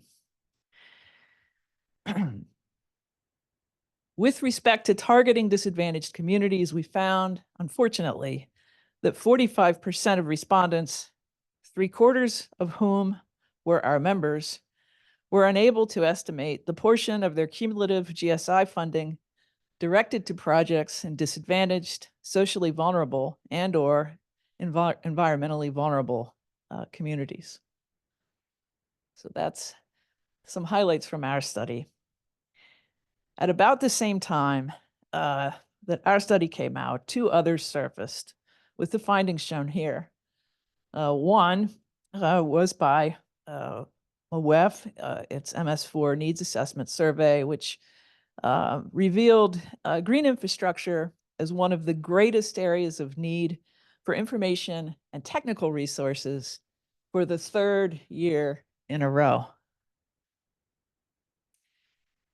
Another found that the single most important pressing opportunity for GSI is as a tool for environmental justice. So I could stop here and leave you all sort of wondering, what on earth did this group do in response to these less than glamorous findings? These results, which show that many people are clamoring for technical know-how, that many more are in need of GSI solutions to improve the livability of their communities, and that many of our own members, unfortunately, lack knowledge about how their own resources are being directed to disadvantaged communities, don't tell a great story about the GSI field or about our effectiveness in getting more of it implemented equitably, which is the heart of our mission. After wrapping our heads around these findings and having a lot of difficult internal discussions, we decided, in the words of Dolly Parton, we did not like the road we were walking, so we best start paving a new one. And so, among other things, we are opening membership to new sectors so that we have the best GSI minds at the table. We're developing a framework of GSI practice to provide an authoritative source of information about standards and best practices. We're developing an education arm that will offer courses on best implementation and equity practices to members and non-members beginning this summer, and creating a GSI incubator for beginner communities. Thank you. All right. Thanks, Barbara. And again, a reminder to and Nancy, you're the next speaker. So for folks here in the room again and those online, Steve, scribble down your questions so that we can have a good, robust discussion. And I've got about 10,000 questions, but I'll wait until Nancy and Julia finish. So Nancy Stoner. Okay, so I'm not actually going to go through those slides, I don't think, but I can tell you kind of what the gist of them is. And if you want to look at them later, I'm sure Seth would be happy to share them with you. So I'm Nancy Stoner. I run a group called the Potomac Riverkeeper Network. And although Seth, I think, said I've been on thousands of these panels, I haven't been lately. So this is in some ways not really what I do anymore. So it's kind of interesting to come over and to see all of you and to hear what you were talking about and share kind of what we're talking about over the Potomac Riverkeeper Network, and see if you have ideas for me or if I have ideas for you that are useful to all of us. So Scott Taylor said really what I wanted to say in the very first sentence that I think you said after thank you, which was the goals of the Clean Water Act. Swimmable, fishable, sometimes people put drinkable in there, right? That's what this is all supposed to be about, right? It's supposed to be about, it's part of the Federal Clean Water Act. It's supposed to be about making the waters cleaner. And there are lots of benefits, particularly of green infrastructure that we just talked about, that are about other things. And many of them were not anticipated in 1972. Many of them were not anticipated in 1987. Climate mitigation, climate resilience, access to nature, environmental justice. There's all kinds of things that you get from nature-based solutions. Green infrastructure, trees are a pretty good example, right? But at the end of the day, are we cleaning the water? Are we stopping pollution? Are we doing what we're supposed to be doing? And that's important to my organization, because if you ask, what does the Potomac Riverkeeper Network do? The first two words out of my mouth are stop pollution. That's what we do. And if we're not doing that, we aren't doing our job, which is protecting the public's right to clean water. So I guess I would say to you, are you measuring that? I noticed that Dr. Goldman had a whole chart on all the benefits of natural infrastructure, did not mention water quality. Maybe nobody else noticed that. I noticed that. Did not. Yeah, you're nodding. I'm hoping that assessing impact includes measuring water quality, because I actually didn't see water quality as a topic on your slide. So I'm not saying water quality is the only important thing in the world. I'm not saying that, but I am saying if that is what you're trying to do, you should be measuring it and ensuring that the practices you're putting in place are achieving that.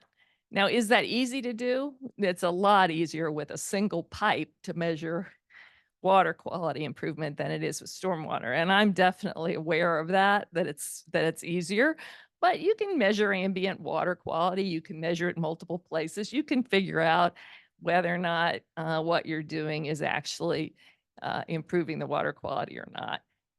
And so anyway, so that's sort of what I would say is the centerpiece of what I want to communicate to you. And the only other thing I'll tell you is I don't know how many of you live in our watershed, but if you do, we'd love to have you involved. We'd love to have you as a member. We'd love to have you come out and see the beauty of the Potomac and the Shenandoah watershed. I was talking about Great Falls earlier today. I was at Great Falls yesterday. Doesn't get a lot better than that. So, and there's all kinds of beautiful places that I didn't even know about before I started this job, even though I had been working on water issues since 1987. in Washington, D.C. So you should come with us, enjoy it, particularly because this is what you do, right? Enjoy the benefit, feel good about yourself, feel proud about what you do. Go fishing, go kayaking, and last for me, go swimming in the Potomac River, because that's what we're working toward. All right. Thank you, Nancy. Appreciate that. And last but not least, Julia. Alrighty. Well, I'm gonna probably take a bit of a different tact, zoom out a bit, give you a quick rundown of several topics, some that have been talked about. But Julia Anastasio, I'm Executive Director and General Counsel with the Association of Clean Water Administrators. What that really means for you is we are your friendly state regulators, is like how I like to describe it. We've got a few in the room here, so it's always good to see some friends here as well. So I've gotten a chance to work with Seth and Steve for a long time, and Carolyn back there as well. So it's nice to be here. I'm going to quickly cover WOTUS and Maui. I'll spend a little more time on Maui.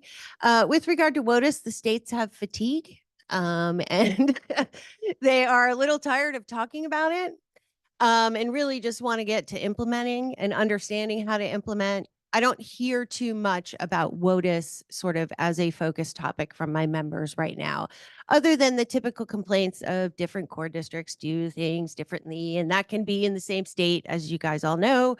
But again, sort of just waiting still for the cases to shake out and taking the things as a sort of case by case basis as they're coming in. And it's usually those difficult ones, right, that are getting to that point. I don't know that SACIT or a new guidance or a new rule is ever going to eliminate the conversations that have to happen over those difficult ones. I mean, we can argue about whether SACIT was a hard one or not, but there's always going to be those hard issues out there.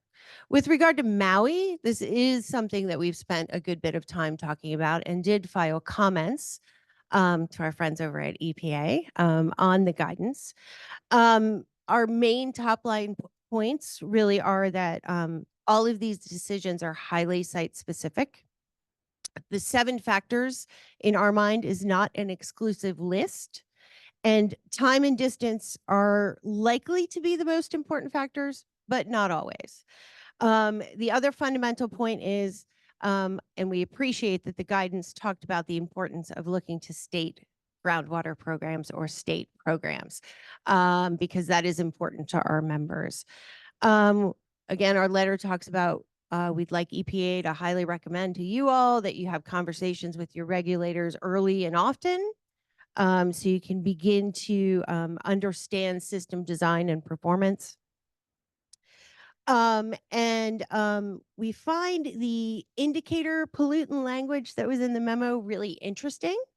Don't necessarily think it just applies in this context. It's probably a broader Clean Water Act permitting context conversation, but we're not sure it adds much to Maui at this point. Again, I do think it's something that the states probably want to have broader conversations with our partners at EPA about. But the Maui guidance is probably not the place. And then we have a lot of technical implementation issues. First of all, what's the application look like? Where are we monitor? Where's the point of compliance? Sort of those real specific issues that I think are going to require more conversations among the regulators and our partners at EPA. Integrated planning, I know that's something that a lot of the folks in this room really support. Bottom line, states support the concept of integrated planning and permitting. I will say there is a misperception out there in the world that the states are against this. We're not. We just know it's not going to work in all instances. And we do believe that the permittees or the municipalities are the ones who should come to the regulators and say, this is something we are interested in pursuing. How can we go about having those conversations? Most of the integrated planning and permitting comes up in the context of CSO communities and consent decrees. Again, not something that the states are opposed to. With regard to the new MS4 remand rule, as far as we've been able to tell, all states have now been informally reviewed and approved for either using the comprehensive permitting approach, general permit approach, or the 2-step general permit approach. I won't go into those details. I'm happy to later. There's a really great infographic on EPA's website, actually, that explains these two approaches really well. Also, states are focusing on educating the communities that have now kind of been swept into the program with new census data. And when they have the programs available and the resources, providing technical assistance. Funding, always a big topic for you guys, definitely a big topic for our states as well. In general, states rely on state technical assistance grants or STAG grants under Section 106 of the Clean Water Act. That funding has remained stagnant, and as a result of inflation, the states are sort of losing the value of a dollar. This is how states fund their programs. This is where the people who write your permits are funded. And it is critical that the state's 106 dollars begin to catch up. Aqua as an organization is following a request that the Environmental Council of the States put out. They've sort of been leading the charge. The other funding topics have already come up quite briefly. SRF earmarks. I may disagree with my colleague from the Senate. There is a general fear that the SRFs will sort of be rated and become useless for states. This is another funding area for states. States get to use a portion of SRF capital grants to support their programs. I've heard some states say their SRF set aside supports their engineers who evaluate SRF projects. If you don't got the set aside, you don't have the engineers, and the money doesn't necessarily go out the door. There's also some talk on Capitol Hill. EPA has not been as speedy with getting congressional directed spending or earmarks out the door yet. And there are a few people suggesting that the states should take that over. We don't have an official opinion on that, but informally, no one's really jumped up and said, ooh, we want to take that over. Funding's always a big issue. USGS stream gauge funding is another area that we always sort of focus on. I'll try to wrap up. PFAS, also a big, big issue for us and our members. Couple of points there. I think the aquatic life criteria is probably going to come out first. And by first, I mean after all the drinking water stuff comes out, because it's the same people at EPA that do all the standards. And we know that we're in line behind drinking water. But we expect aquatic life to come out first. And just my non-scientific way of saying this is the critters have a little more tolerance to PFAS than we expect humans to. The human health criteria will come out later. And I think that's going to be a frightening number. Don't really have much science or, a lot of evidence for that, but I do think that is where the numbers are really going to get scary, especially for the states and utilities. The PFAS guidance from the NPDES side of the house, is a good sign for our states who want to start monitoring and sort of assessing where PFAS contributions are coming from. And then we've also spent a lot of time talking about biosolids and PFAS, which I can talk more about, but I think I'll wrap up now and then we can get to the question portions. Thanks, Julia. And we've got over 40 minutes, plenty of time to be throwing chairs around and, getting upset about things. So unsurprisingly, we see Randy DePresh, who's got his hand up. I'm going to throw out here. Oh, it's a good thing. It's a good thing. But think about other questions and then, I'm sorry. You're going to grab the other mic. And I know that there's, again, if the people online have some questions, please send those in. I'm going to throw the first question out as the moderator. This is my prerogative. Exactly. That's what I would say. And I'm going to throw out the gorilla in the room, Chevron. And I'd love to hear from all the panelists. Susan, I guess it's kind of makes sense to start with you since you were talking about Supreme Court rulings. So any thoughts about where we're gonna go with Chevron and how that might impact the stormwater sector? So my personal view on Chevron, I listened to about half the oral argument. So my personal view is that whatever the Supreme Court comes out with is going to narrow Chevron. They may say they're getting rid of it entirely. That isn't going to mean that there's no longer deference to agency decision making. Chevron was about an agency interpretation of a statute that it implements. So it doesn't actually implicate the deference to agencies as experts, scientific expertise. And then the other areas that you're never going to stop considering what an agency thinks. And so if you don't say it's, the extreme situation where, okay, Chevron means you must follow the agency decision as long as it's reasonable, even if you disagree with it, you would, and instead, apply, the power to persuade. Now I've forgotten the name of that case. Thank you. It'll be thank you. Oh my God. I'm having a senior moment. Yeah. And so if they expressly say, no, we're really going to go to Skidmore deference, the power to persuade, that's probably what happens a lot anyway, because of course the court can always say, well, Chevron only applies if the statute's ambiguous, and I don't think the statute's ambiguous. And I also will point out that the Supreme Court doesn't rely on Chevron anymore. They've avoided that for years. Lower courts do somewhat. Department of Justice does not cite Chevron in its briefs. Agencies don't cite Chevron as defense unless they've got nothing else. And if they've got nothing else, it's a really weak legal argument to begin with. So no, Chevron has been dormant for a while. So whatever the Supreme Court says, 2 points, isn't going to eliminate deference to agencies, and I just don't think it's going to be as scary as people think. But that's an opinion. All right. I'm guessing, I could be wrong. I'm guessing there might be differences of opinions or views on this. I'd love to hear from other folks. Maybe not. I mean, I think I sort of come out in the middle of it and look more towards, I agree with Susan in the sense that I think we're probably looking at something like Skidmore deference, which really means the agencies just got to have a persuasive argument, right? So the agency itself is going to have to work a little harder on its legal justifications and actions, say, in a rulemaking. I look at it also from the state's perspective. What does that mean for states, right?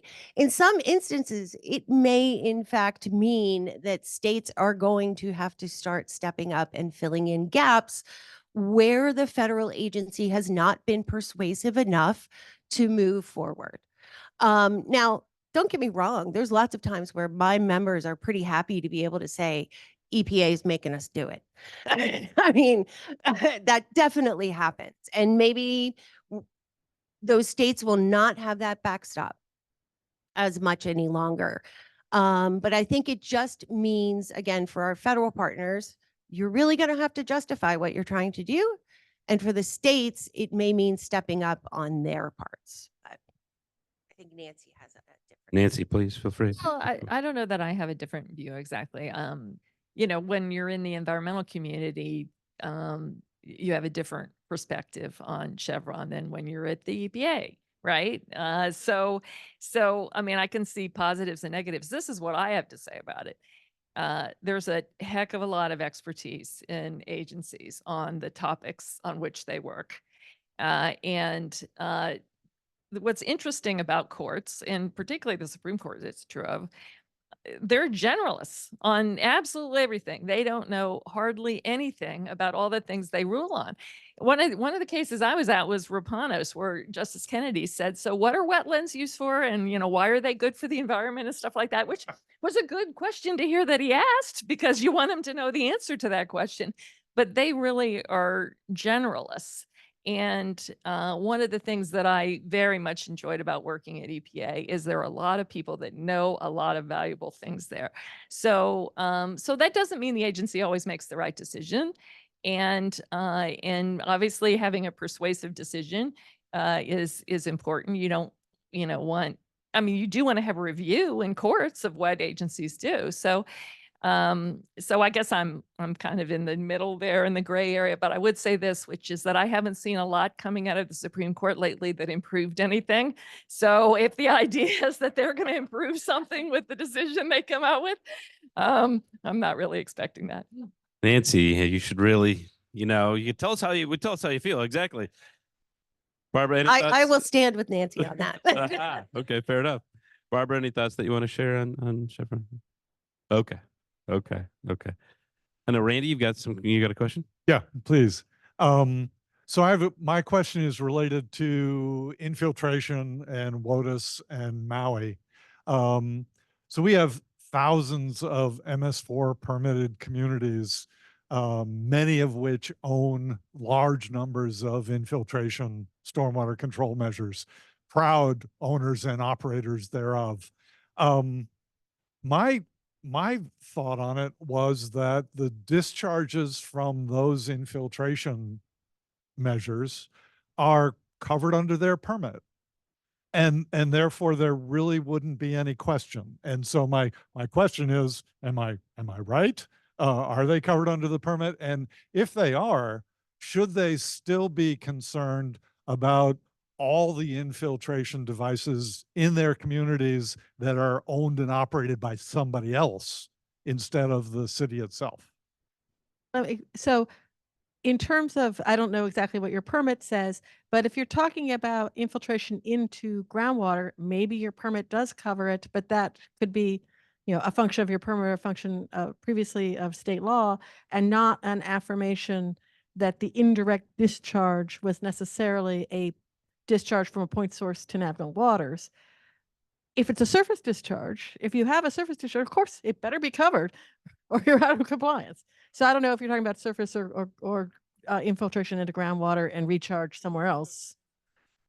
Yeah, and it's covered by your permit. So there are a few permits that I've seen, very, very few, that do have language like that. And in the most instances I've seen where I've seen this, frankly, I only saw it on tribal lands, and there was no, they were never contested. I would suggest that that wouldn't necessarily, before Maui, that wouldn't necessarily have been required by the Clean Water Act, and post Maui, whether it's required or not, becomes this ridiculous 7-part test. But if you're already covered, you're already covered. And then in terms of the other infiltration basins that aren't covered, then yeah, you should worry about Maui.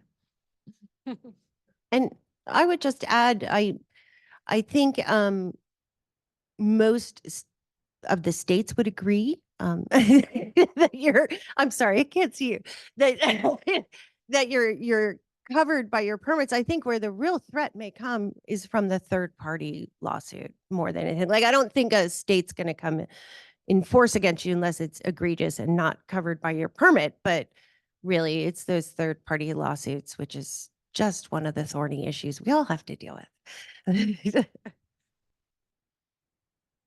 Okay, thank you. Andy, do you have a question? I'm going to change it a little bit to funding. So here's my big worry. We have limited cities that have stormwater utilities. And it seems like every month I see an article about someone challenging taxing rain from God and all this fun stuff we hear about utilities.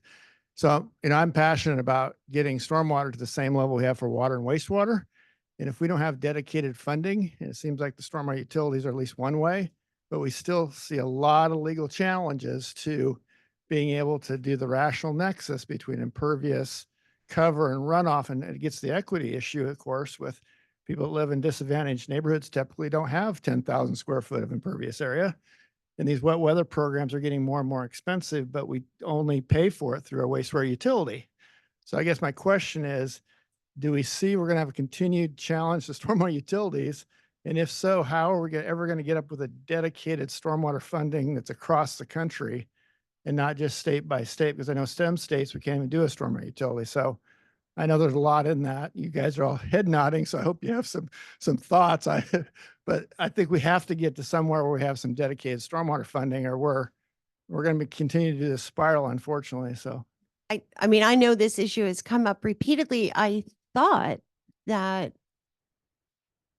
there was legislation that or some courts have assessed that utility fees are not taxes. But I'm not an expert, but I know this has come up in the Varies by past. state, I believe. Right. Yeah. I remember NACWA being sort of on top of this issue, Mhm. but That was a federal, being There is a able to federal, get yeah. the federal fees. That was the That was legislation. sorry. legislation. Yeah. Okay. Yeah, Any other thoughts? Yeah, please, Nancy. I don't know whether this is directly responsive. The slides that I didn't go over were all about the Chesapeake Bay watershed. And unfortunately, we're in the position now where it's very clear that even though, the Chesapeake Bay Team Dale was supposed to be one of the great models for the country, we're not going to make it. We're not going to make it. And there's two main reasons we're not going to make it. And one of them is agriculture and the other is stormwater. And so if we're going to achieve the restoration of some of these great water bodies in the United States, we're going to have to spend more on stormwater, and we're going to have to also measure the results. Back to what I said before, we're going to have to show that the money is well spent. But I think there's a great need still in addressing stormwater. That is one of the biggest and fastest growing sources of water pollution in the Chesapeake Bay. So I'm in favor of spending money on it and spending it well. Barbara, yeah, you've got some thoughts? Yeah, I would just add that I think, from the perspective of green stormwater infrastructure, one of the challenges is that there are so many places that haven't even thought about a fee. The other one is really making the case, right? Because one of the things that's challenging is valuing the co-benefits that are associated with green stormwater infrastructure. And we're working with One Water Econ and the Nature Conservancy on a tool that will help jurisdictions around the country do that more effectively. But you have to be able to make that case and make it, at the highest levels in order to get support so that you can pay for this. Just one response. Federal funding is available for capital investment and not operation and maintenance. Stormwater is eligible for federal capital investment funding, SRF funding, but it would be radical change to our federal funding systems if we started essentially covering what the fees would cover, which is your ongoing operation of your programs. One thing that has happened, though, along those lines is that if you treat your GSI as a capital expense, you can use the federal funds for three years. Yeah. Okay, great. Rob, you got a question? Yes, I do. I liked the word assessment, and you brought it up a few seconds ago, Nancy. We are doing a lot of this green stormwater infrastructure, and we don't have very much invested at all in long-term understanding of their operations. I have a rain garden I built 22 years ago, still studying at Villanova, and I don't think there's anything like that in the country. And we're still looking at TSS, N&P, and we're really not doing an in-depth dive. And until we do that in-depth dive, I'm not even sure if we're using the right design parameters. Using a peak flow design on a water quality device. In the 1930s, they said that was the wrong way to go. And then we're saying how great NOAA 15 is without really understanding what would be a better way to go. So how are we going to get to the point where we can really start invested in, and you said it also, the capital. You get capital for 3 years, but then understanding assessment might take these devices 10, 15, 20 years to really learn and understand. So how do we get there? I think that's a big challenge. I think, frankly, a lot more has to be invested in studying the long-term impacts and outcomes for GSI. That was a shortcoming that was recognized in the study that we did that came out last year. I think there are a lot of larger municipalities that are thinking along these lines for the simple reason that, they have to justify the ongoing expenditure. So there was a group, there were 7 cities, I think, involved in this study that we sponsored. And they came out with a guide called the Climate Resilience Resources Guide, which is starting to make recommendations about some of the things that, I think you're concerned about. It's available on our website. Any other thoughts? Looks like Julia's got a thought. Well, I don't know if they've undertaken anything recently, but the Environmental Council of the States has a research arm, IRIS, and they do oftentimes undertake research that's important to the states with regard to the clean, well, all of the environmental media programs. I have to be honest, I haven't looked at their water projects in a while, but that potentially could be one area where there might be opportunities to do more. I know I hear from my members, not that we're taking action on it, but again, PFAS in stormwater retention basins or any, contaminant of concern. Are you creating hotspots? What does that mean? Sort of all of those kinds of things as well. So. Excellent. I know that there is at least one question online, Sarah, but before that, I was going to ask Barbara, the state GSI report was really interesting.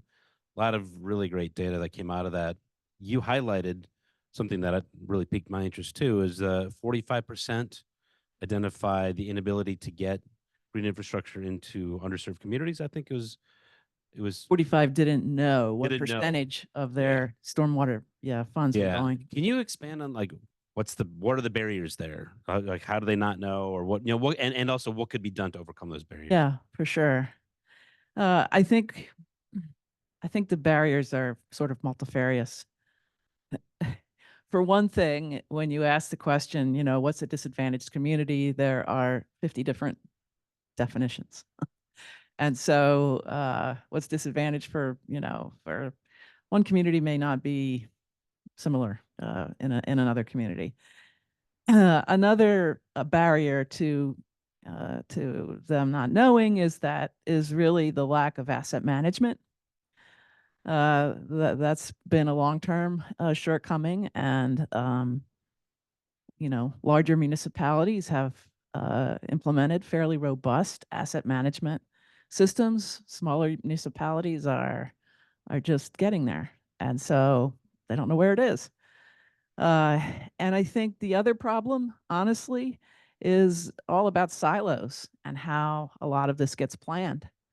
Planning happens one place, the implementation happens another, and never the twain shall meet. It's probably the biggest barrier to the successful implementation of green stormwater infrastructure that there is really kind of the leadership and everybody being on the same page. So the way you get around those things is, you got to put the asset management in place. We have a whole peer learning circle that's devoted just to asset management. That's how important a topic it's become.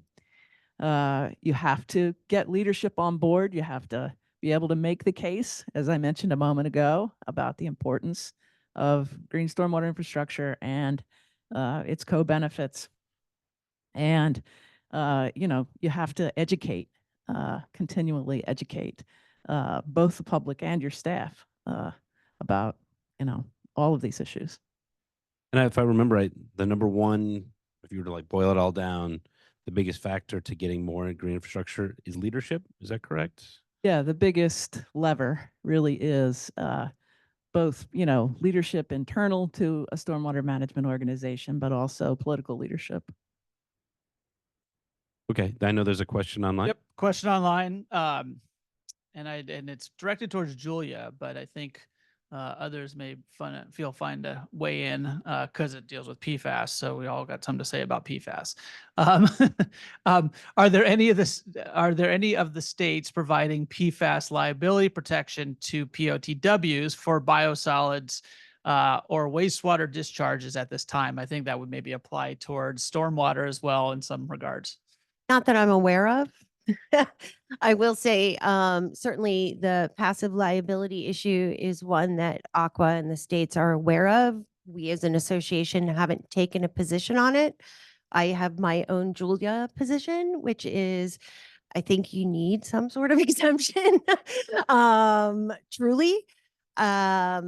And I wouldn't rely too much on enforcement discretion, which is great for these guys, but they're not going to be there forever, those kinds of things. but I don't think any states really have. The states are really struggling on the biosolids front. We've got Maine that has basically said no spreading, biosolids out. Now the state's trying to figure out their other disposal options. EPA, Aqua, Ecos, at SWAMO, who are the state waste managers, as well as SWANA, who are the solid waste sort of WEF type organization out there. We've been having a convening of meetings with experts to talk through disposal challenges. What are the disposal options? And to me, the really key piece, risk communication.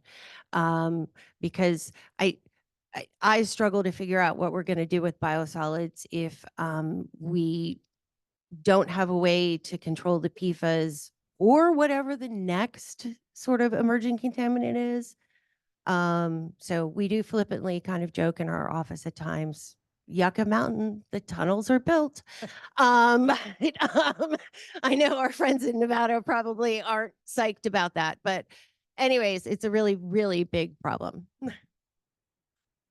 Some net on PFAS. Some thoughts? Yeah. Well, I don't know that I have thoughts as much as I have questions. So think about it from the standpoint of, a riverkeeper, right? So PFAS is everywhere, right? It's everywhere. And I think EPA is actually moving very rapidly to address PFAS. The riverkeepers think it's slow. I don't. I think it's fast. But the numbers I've seen roughly are that drinking water is about 20% of exposure, right? So that means there's 80% someplace else. One of the places is biosolids, right? So if you were me, what would you focus on? So, one of the things is in the Potomac watershed, we have a lot of airfields. So we have a lot of PFOS, right, associated with airfields. And we have a lot of, we don't know the extent of it too much, but like in Piscataway Creek, which is right downstream from Joint Base Andrews, we have a fish consumption advisory. My guess is if we looked at a lot of fish, a lot of other places, we'd have a lot more fish consumption advisories. So if you're trying to protect the public, you're trying to address PFAS, you or me, what would you do? So I, of course, before it started, was reading your recommendations on improving the stormwater program, which included number 4, support emerging contaminant program for stormwater pollution. I think it's really valid because the air deposition issue for PFAS is valid, very valid. I mean, that was, I don't know exactly what happening, but in North Carolina, they did discover that while the facility wasn't discharging any PFAS through the pipe, it was coming up through the air stack, coming back down on the property, and then washing off as stormwater. And that was how it was getting into the Cape Fear River. They are covered by industrial stormwater permitting. There are issues there, et cetera. But I just want to say that's very much a real issue. And then I think, it is ubiquitous. So, and then you get into the whole question of, okay, is this truly the riskiest chemical known to man, which the drinking water advisory would suggest that it is, or where should we be spending all of our money here? I mean that the end point there was reduced vaccine efficacy, and that created that low number. But there are a lot of pollutants out there. We could chase one pollutant and spend all of our money on it. And I'm not fortunately in that decision-making role, but it's a really great question. Yeah, and I think, I'm sorry, I just add one more thing on PFAS. Really, again, the states have spent a lot of time talking about source control. I mean, again, water is 20%. 20 is a significant number, but there's still 80%. And frankly, I still have my Stainmaster carpets. I still have my Gore-Tex. I had microwave popcorn recently.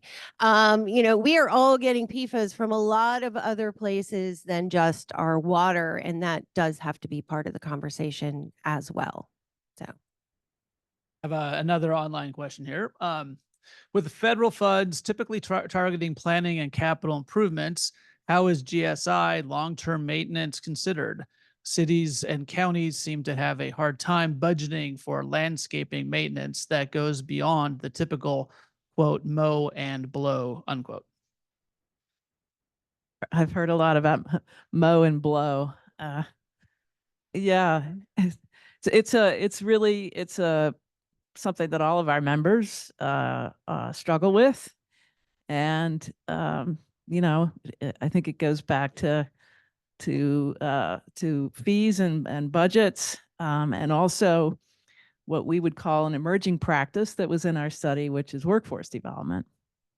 And there are opportunities, successful programs where municipalities are partnering with the very communities where they're implementing GSI, and working with nonprofits and other organizations to train community members to help maintain the GSI that gets put in there.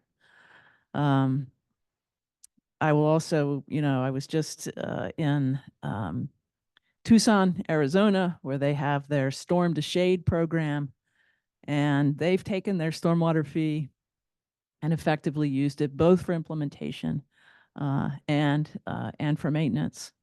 But those are a few examples. I don't know that there's a magic bullet when it comes to maintenance. I think it has to be a variety of strategies. I don't know that any one single strategy for long-term maintenance is going to be effective. So obviously, so MS4s, regulate, development within their jurisdictions and require, in many instances, stormwater controls, which can include the green infrastructure. How many times has a retention basin silted in and is no longer effective? Happens all the time. Every day. Okay, I heard every day. So maintenance is huge if you're going to get the benefits. But I can't believe I'm saying this, but the municipalities do actually have to enforce their stormwater ordinances. And yes, that's a funding issue, that's a staffing issue, but you've required the investment to be made, you've required the infrastructure to be installed. You can require that it be maintained, but you don't know unless you go out and check. Any other questions from the room? I have a question. I got you one wanna go too. first? Me first? Okay. But it seems like everything's from this side. Is there anybody? There's a big column here in the middle. Oh, there is one. All right. Okay. I'm glad I tried to look past the column. So Matt Gallagher, I work here for the District of Columbia. This is maybe more targeted towards Barbara, but related to environmental justice and equity and installing GSI in disadvantaged communities. What we hear a lot from our local communities is a concept of green gentrification, and get pushback from disadvantaged communities. Sometimes, not always. Sometimes we're only hearing the loudest voices that don't want green infrastructure in their neighborhoods, in their communities, because of a either real or perceived notion that it's going to drive up housing prices. Any thoughts on that? I always like hearing anybody's thoughts on this because we haven't figured it out. Just want to hear your perspective. Yeah, no, I appreciate that, Matt. And we appreciate Washington, D.C. as a member. Yeah, I think in some ways it starts with, again, the silos and planning and making sure that housing departments and planning departments and the stormwater management organizations are all kind of working and thinking together. That's number one. The second thing is that I don't know if you go to places that really have done a great, I think, terrific job with the implementation of GSI, mostly driven by consent decrees. But a place like Philadelphia, which has, just lots of vacant land in communities and in disadvantaged communities that's been turned into, small parks that have maybe, a rain garden, or some kind of bioretention. And along with it, there's a mural. And along with that, there's a little place that's shady for communities to have a picnic or whatever. And, all of this driven by a huge investment in community outreach and really centering community before doing anything else, before really deciding, on the highest and best use for that piece of vacant land. And I cite Philadelphia. I haven't seen a lot of what's in DC. So I need to come visit. But we were in Philadelphia for our annual meeting last year, so I can speak to that more readily. But what's so impressive is how much time is spent in that community outreach, in that centering community before anything goes in the ground at all.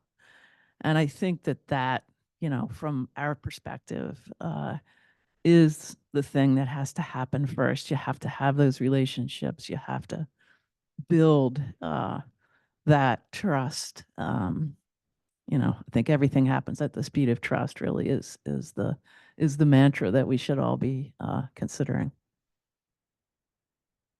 Excellent.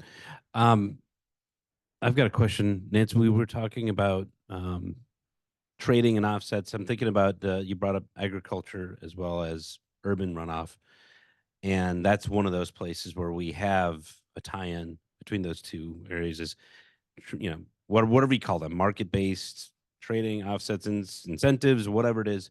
Any thoughts about that? That's going on in the Chesapeake Bay area or beyond that you know about, or any thoughts on that?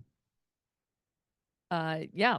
So, in the Chesapeake Bay, and I was mentioning this to Seth, so they have been measuring achievement of the TMDL just in the deepest part of the bay itself. So that does not help the angler in the Shenandoah much at all. So trying to ensure that that we are, whether they're protected under the federal law or not, that we're looking at all of the tributaries, that we're looking at all of the places that people use and enjoy the resource, and make sure that we're looking at attaining the water quality standards everywhere is really important. Which isn't to say that you can never do trading. But it does mean that you should be evaluating if a trade is occurring. Is it, for example, upstream of where the problem is, and various things like that. So it's not, to me, it's not a yes or no. It's never been a yes or no.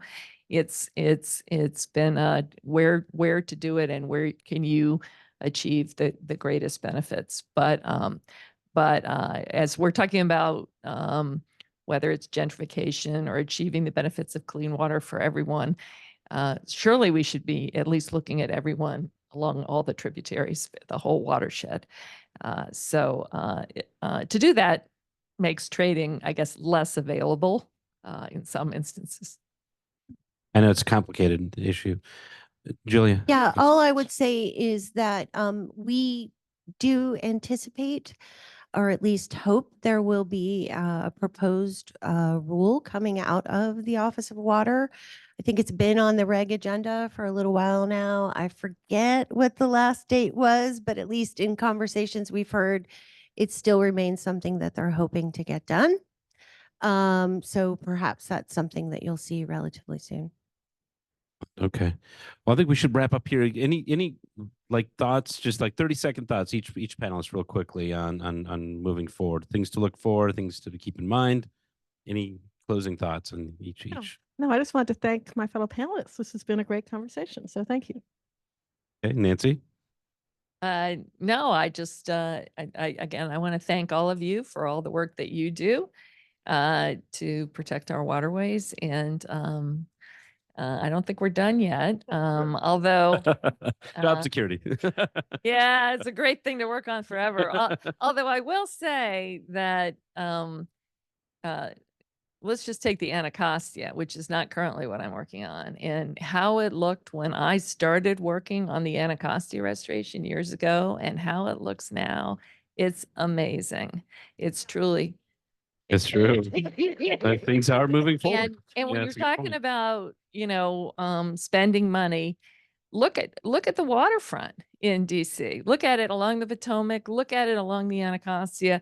I probably have this number wrong because I'm terrible at numbers, but I think it's like a third of the economic activity is along those waterfront areas. And so we're getting a lot of benefit, including all the enjoyment for people out of the money that we're spending.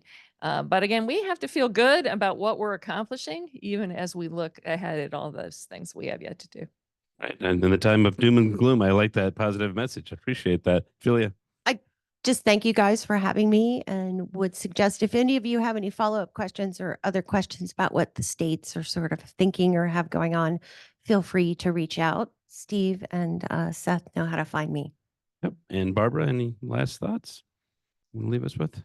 Yeah, thanks, Seth, for your excellent run of show, and really appreciated the opportunity to be here with you all today. Okay, thank you very much. And let's everybody thank these panelists. And I know, so we have coffee out here, right? I know we've been going for a while, but this, I'm going to blame it on the eclipse and the timing of that. Can I do that? Okay. Yeah, I mean, we've been waiting for how many years for this thing, right? So we do have some coffee out here, and we've got some time to, and we got glasses back there. All right. So again, if you don't want to burn that retina, or either one, you know. Yeah. So that was so Carolyn, do you have any thoughts about how to get to where we're going to and all that? So we're going to try to, so it's, and then there's multiple elevators, I think, going up. And so just keep in mind, it's how many people in an elevator, right? So it's going to take a couple trips. So back here at 3:30. Thank you. Yeah, back here, 3:30 Eastern time for folks who are on there. Fernando has a question? Nope, I guess not.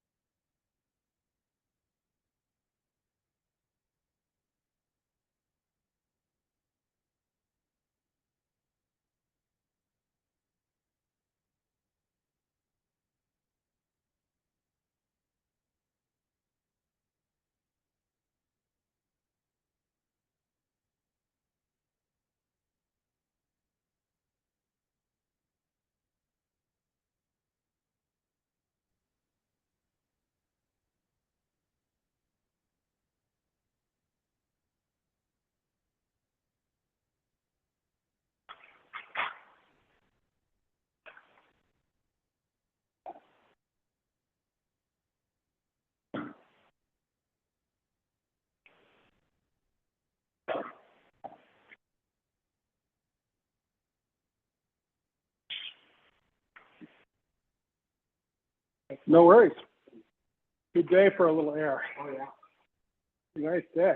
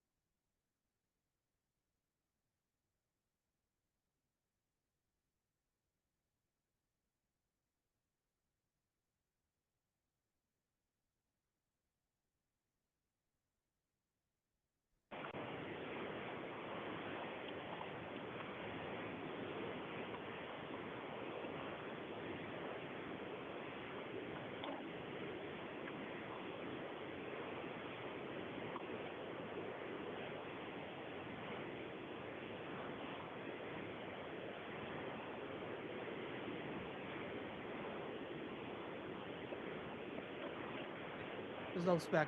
Got it. All right, now are we ready? I was saying the most dangerous question at a conference is, can you hear me in the back? The reason being, if you say, can you hear me, and the people say no, everyone in the front moves to the back. All right, I'm Pat Bradley. I'm with Microbaker International. Our next panel is, as you can see from the agenda, federal state officials. We've got Kelly Tucker with the State Revolving Fund Branch at US EPA, Chris Kloss, Director of the Water Permits Division, Matt Gallagher, Branch Chief with DC DOEE, and they're going to give each about a 15-minute kind of overview from their areas. Then we'll have 15 minutes, collectively for folks to ask questions. And if you're really playing along on the agenda, you'll notice that doesn't line up with the time on the agenda. This will extend a little further than the 4:20, probably like 4:30 or so. So don't worry about that part. And look at my bosses. Do we have any other announcements? Good. All right, Kelly. Yep.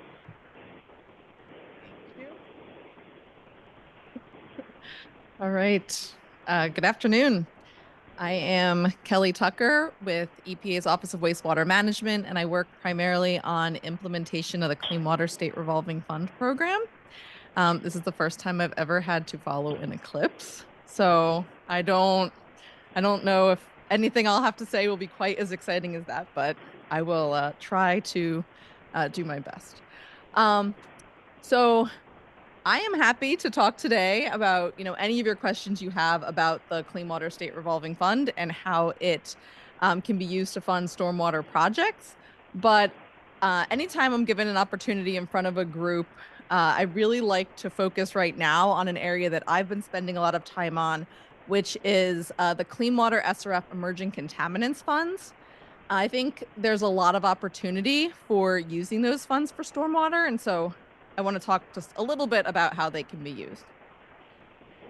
So just to give you some background on the Clean Water SRF EC funds, it was a new appropriation under the Bipartisan Infrastructure Law, and Congress appropriated $1 billion over 5 years for Clean Water SRF eligible projects that address emerging contaminants.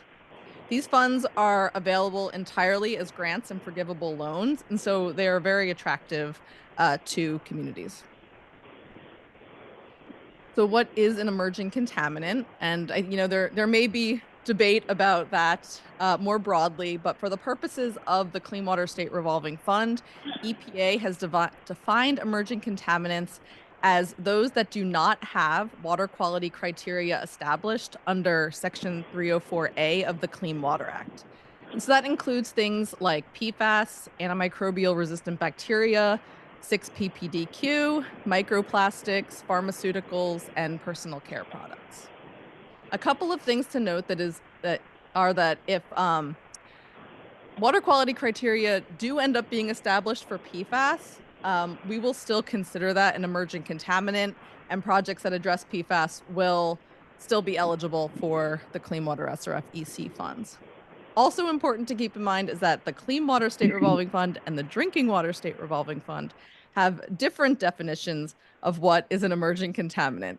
So that adds to the confusion, but it is, it's a little bit different for wastewater and stormwater versus drinking water. So in order to be eligible for these funds, the project first needs to be eligible for Clean Water SRF assistance. So that means it needs to meet one of the 12 statutory project eligibilities in Section 603C of the Clean Water Act. And for stormwater, that's really broad. Basically, any capital project to manage or treat stormwater would be eligible as long as there is a water quality benefit. The other criteria that needs to be met to be eligible for these funds is that an emerging contaminant needs to be identified. And so for non-point sources and stormwater, the emerging contaminant needs to be identified within the drainage basin or the watershed. And that can be done both through quantitative or qualitative assessments. So a quantitative assessment would be the traditional sampling and analysis, but a qualitative assessment could be looking at studies that have been done in that basin that identified emerging contaminants, or also in the case of harmful algal blooms. Well, nutrients are not an emerging contaminant, but we've said that harmful algal blooms are, so the physical and chemical removal of them would be eligible. So in the case of a harmful algal bloom,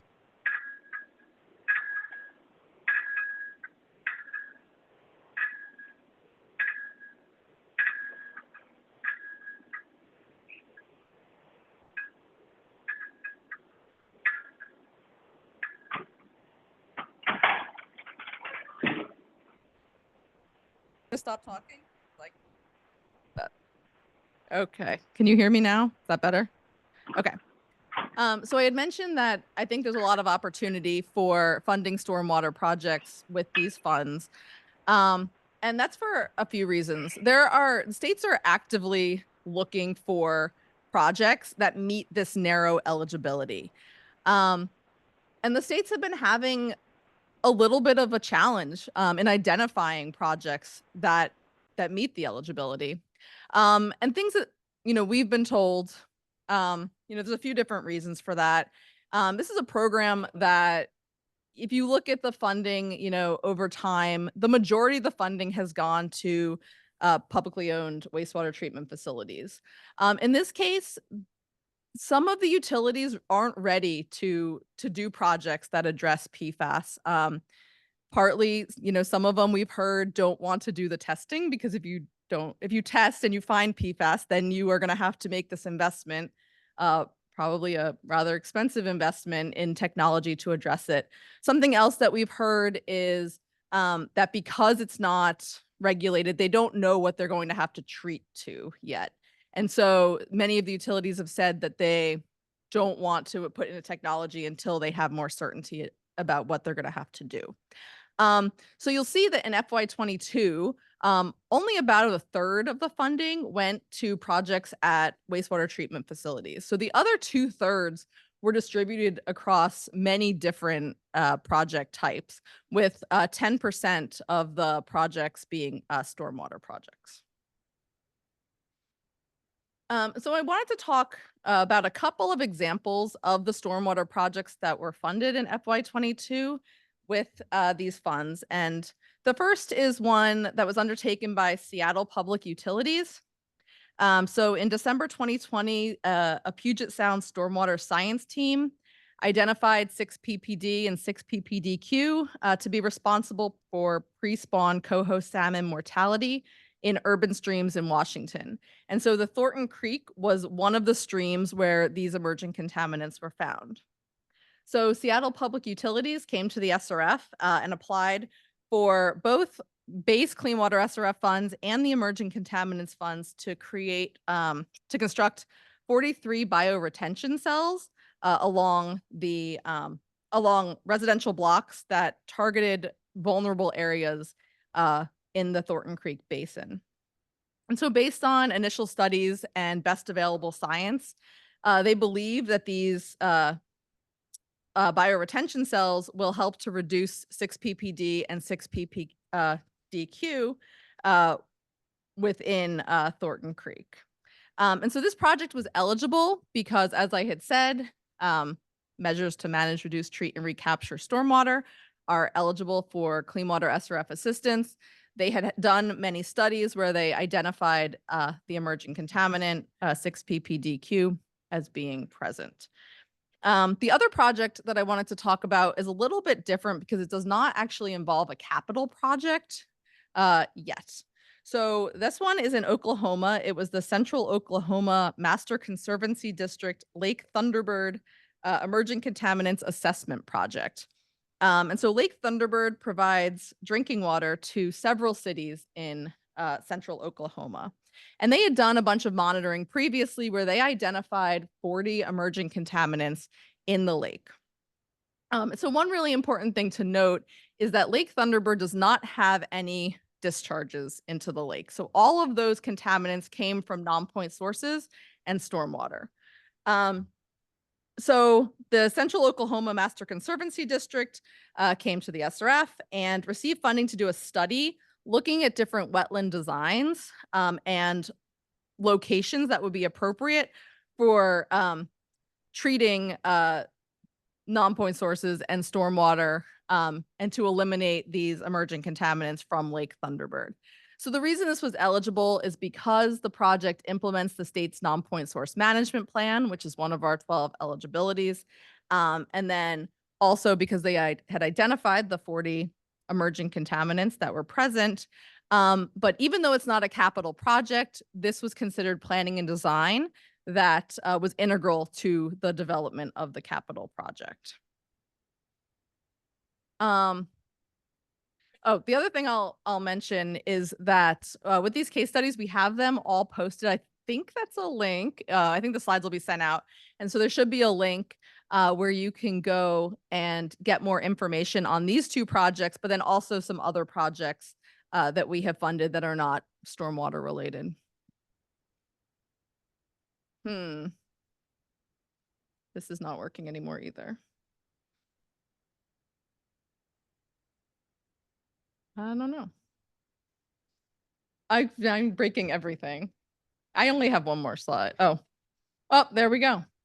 All right. So then just to wrap it up, I wanted to share these different links to some of our Clean Water SRF emerging contaminants resources. The case study link, I believe, is posted here. We also have a lot of Q&As that are posted on our website about what is and is not eligible and various other questions about how to identify emerging contaminants. Also, I want to mention that I believe we have it posted now, but we recently did a webinar with several of the borrowers representing these projects. One of them is Seattle Public Utilities, speaking about the stormwater project that they did. So if you wanted to check that out, that should be there. And then also, we are actively working with states to help identify a pipeline of eligible projects. And so we have our contact information, cwsrfec@epa.gov up there. So we are always happy to engage with folks about, what's going on out there, what types of projects may exist, or if you have any leads on how we can connect, states to particular communities that are looking to do projects, that would be great. Feel free to reach out and someone from our team would be happy to talk more with you.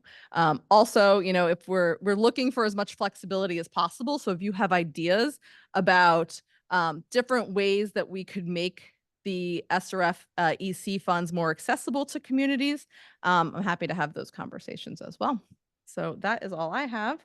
And I think I'm handing it over to Chris first. Yep. Okay.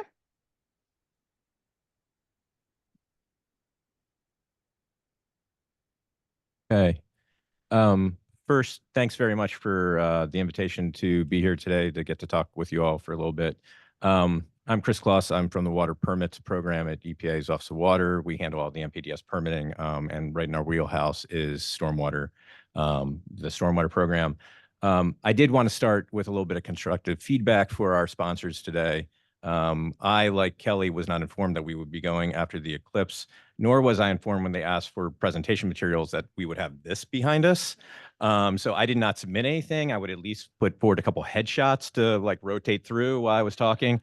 And I say that mainly for as unentertaining as this may be. It could have been much worse. So that's just a little bit of a setup there. But I did also want to recognize a couple of my colleagues in the room. Lisa Biddle, who's the chief of our municipal branch where all our MS4 and CSO permitting take place. Rachel Urban, who is our stormwater program lead. And then online, we have Heather Goss, I think, who's our transportation expert, and Greg Shanner also with our program. So I say that primarily because right after this session, I've got to jet out for something else. But if there are questions or things I say wrong, you can talk to Lisa and Rachel directly. But wanted to touch on a couple of things during my remarks this morning. 4 of them in general. Want to talk about our Stormwater Centers of Excellence grant program that we just announced. Talk a little bit about our green infrastructure program and the new strategic plan coming out. Talk about long-term stormwater planning and integrated planning. And then Kelly and I did not coordinate presentations, but I did want to talk a little bit about emerging contaminants as well. So let's jump in. That way you'll at least have a sense of how much longer I'm going to talk when you know I've got 4 things to cover. The first one is the Stormwater Centers of Excellence. The Bipartisan Infrastructure Law did authorize these new centers of excellence as a grant program. The fiscal year 23 appropriations was the first one to give us $3 million for that program. So we put out a notice of financial availability in January to solicit interest in that. So these are grants that allow for research institutions, institutions of higher learning and nonprofits that want to do stormwater research, provide technical assistance, and collaborate with regional entities specifically around stormwater management. It's a grant program that we will administer for that. When the FY24 appropriations came out just a few weeks ago, there was another $2 million available for these grants. So we went back to the Hill and asked the appropriators if they were okay if we combined that $2 million with the original $3 million. They were. So now the pot's $5 million, but that's also why we extended the deadline to April 24th to give the folks that had already applied a chance to revise their applications if at all necessary, and other folks that may not have been interested in 3 but now are interested in 5, a chance to apply with the new information. The legislation is pretty specific about what the tasks are. We'll be looking for 3 to 5 entities to receive this grant funding.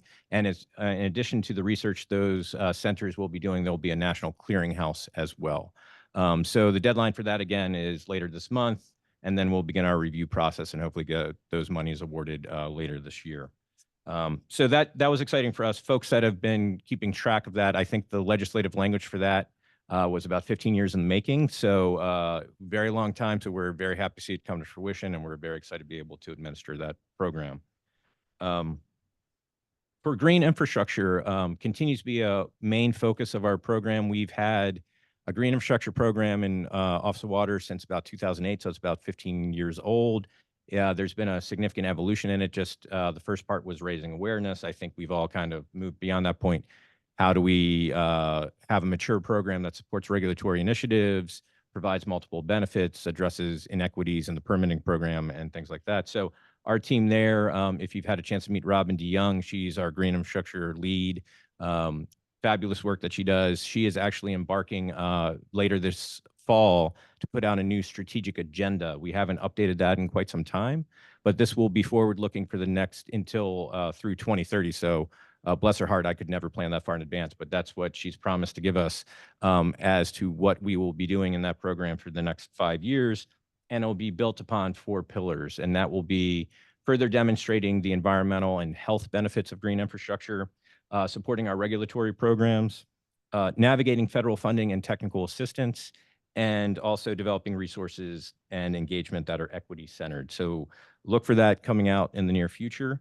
And then as part of our green infrastructure work, Robin and her colleagues on the green infrastructure team also lead a federal collaborative. So we have 15 agencies participating, over 150 federal participants. And our whole goal is to help align and coordinate the federal funding, technical assistance that is out there. You'll hear a lot about nature-based solutions, green infrastructure. We are not want for jargon in the federal government, but we are trying to align a lot of the efforts that are going on.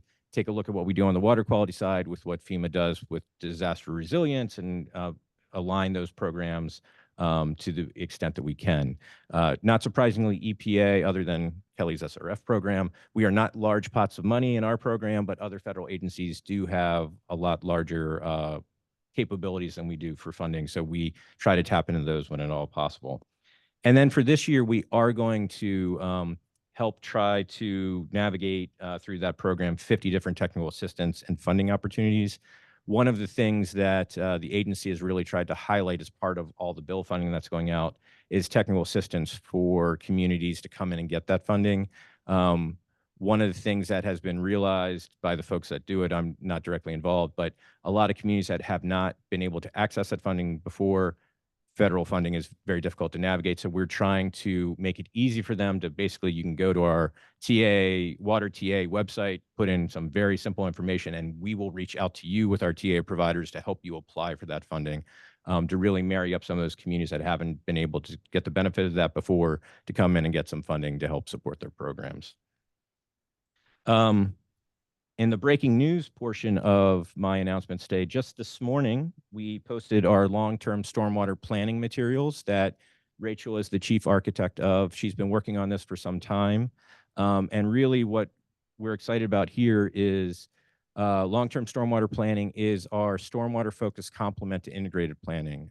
Julia mentioned integrated planning before and how that's really been focused on CSO communities. So the trade-offs there when people do integrated planning are really between wastewater and stormwater.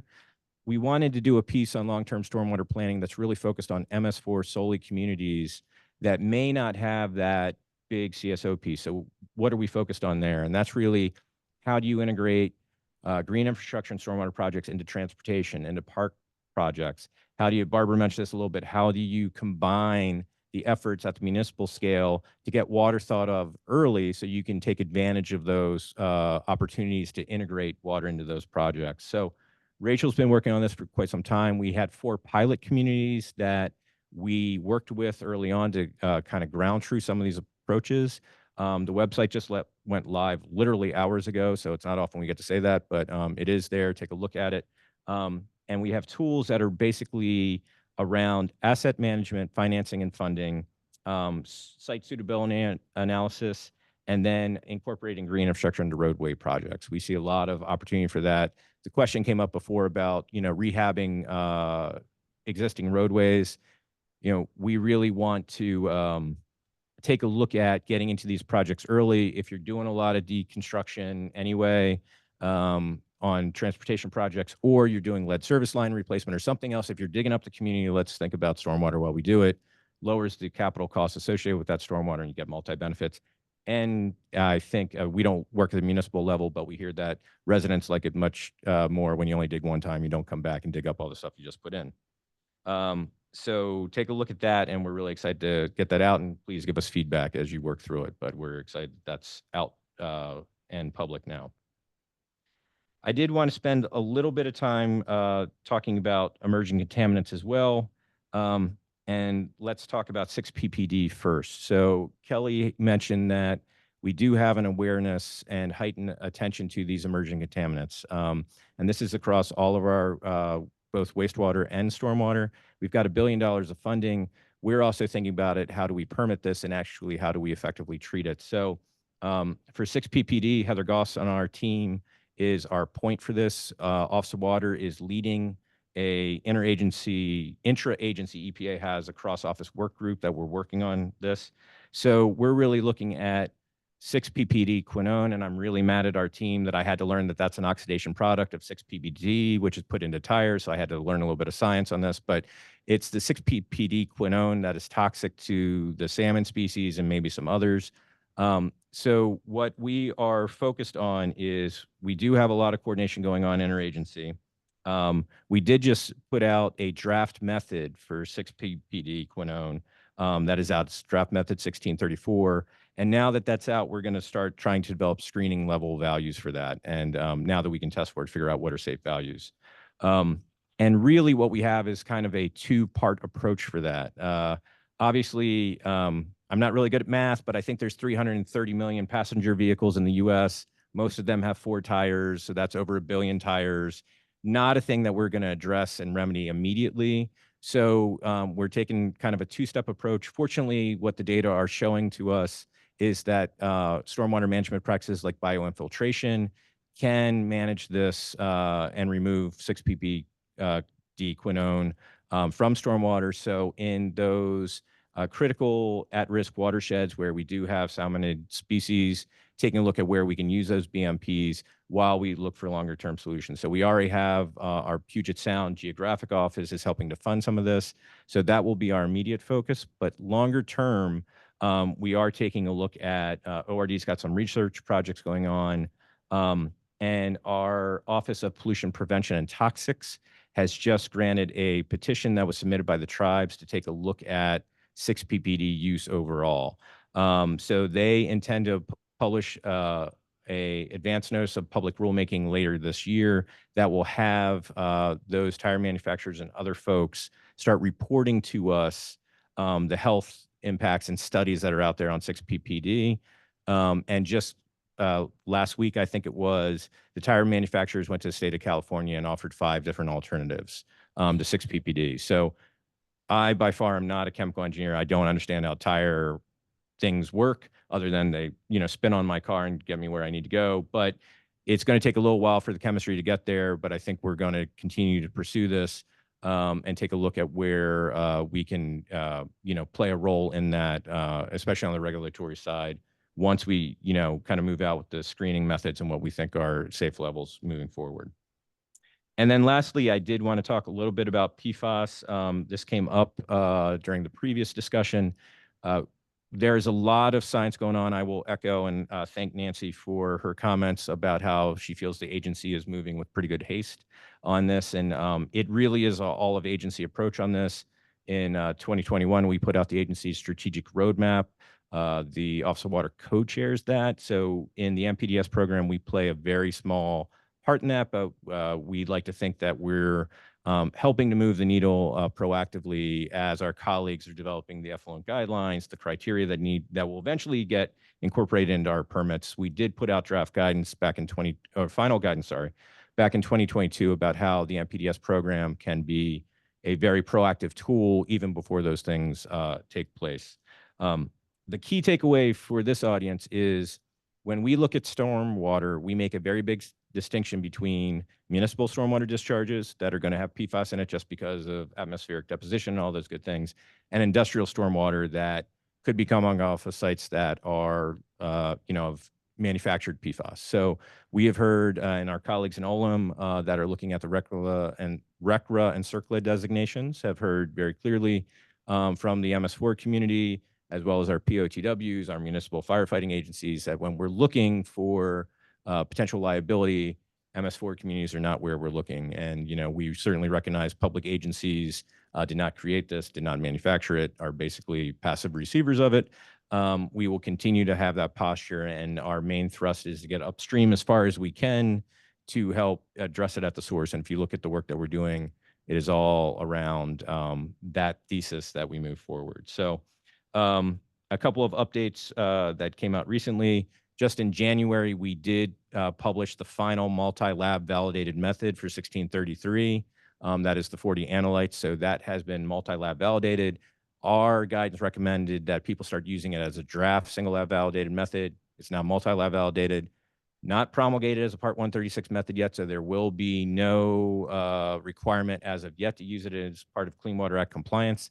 We still think it's a really good idea to get out there and monitor and do that. You will see that we are incorporating this into some of our permits, especially at DOD facilities, places where we think we have AFFF use, and we want to get some additional information on that as well. And then lastly, what I will say is that later this summer, we will propose for comment what we are calling our PFAS application rule. As part of applying for an MPDS permit, when you submit your application, you have got to provide information to the permitting authority about the pollutants in your discharge. And you're only required to provide that information on pollutants that are listed in our regulations. We have not updated those regulations since 1987. So PFAS is nowhere on that list. So we will be updating our application forms to incorporate PFAS.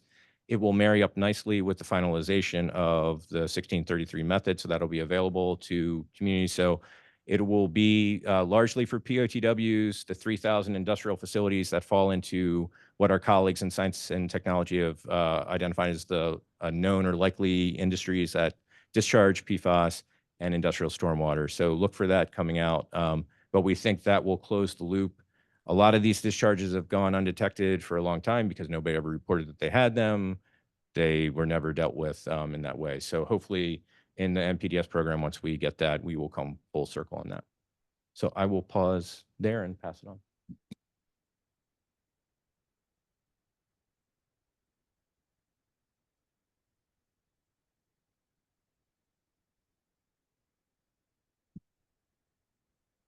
I do have slides.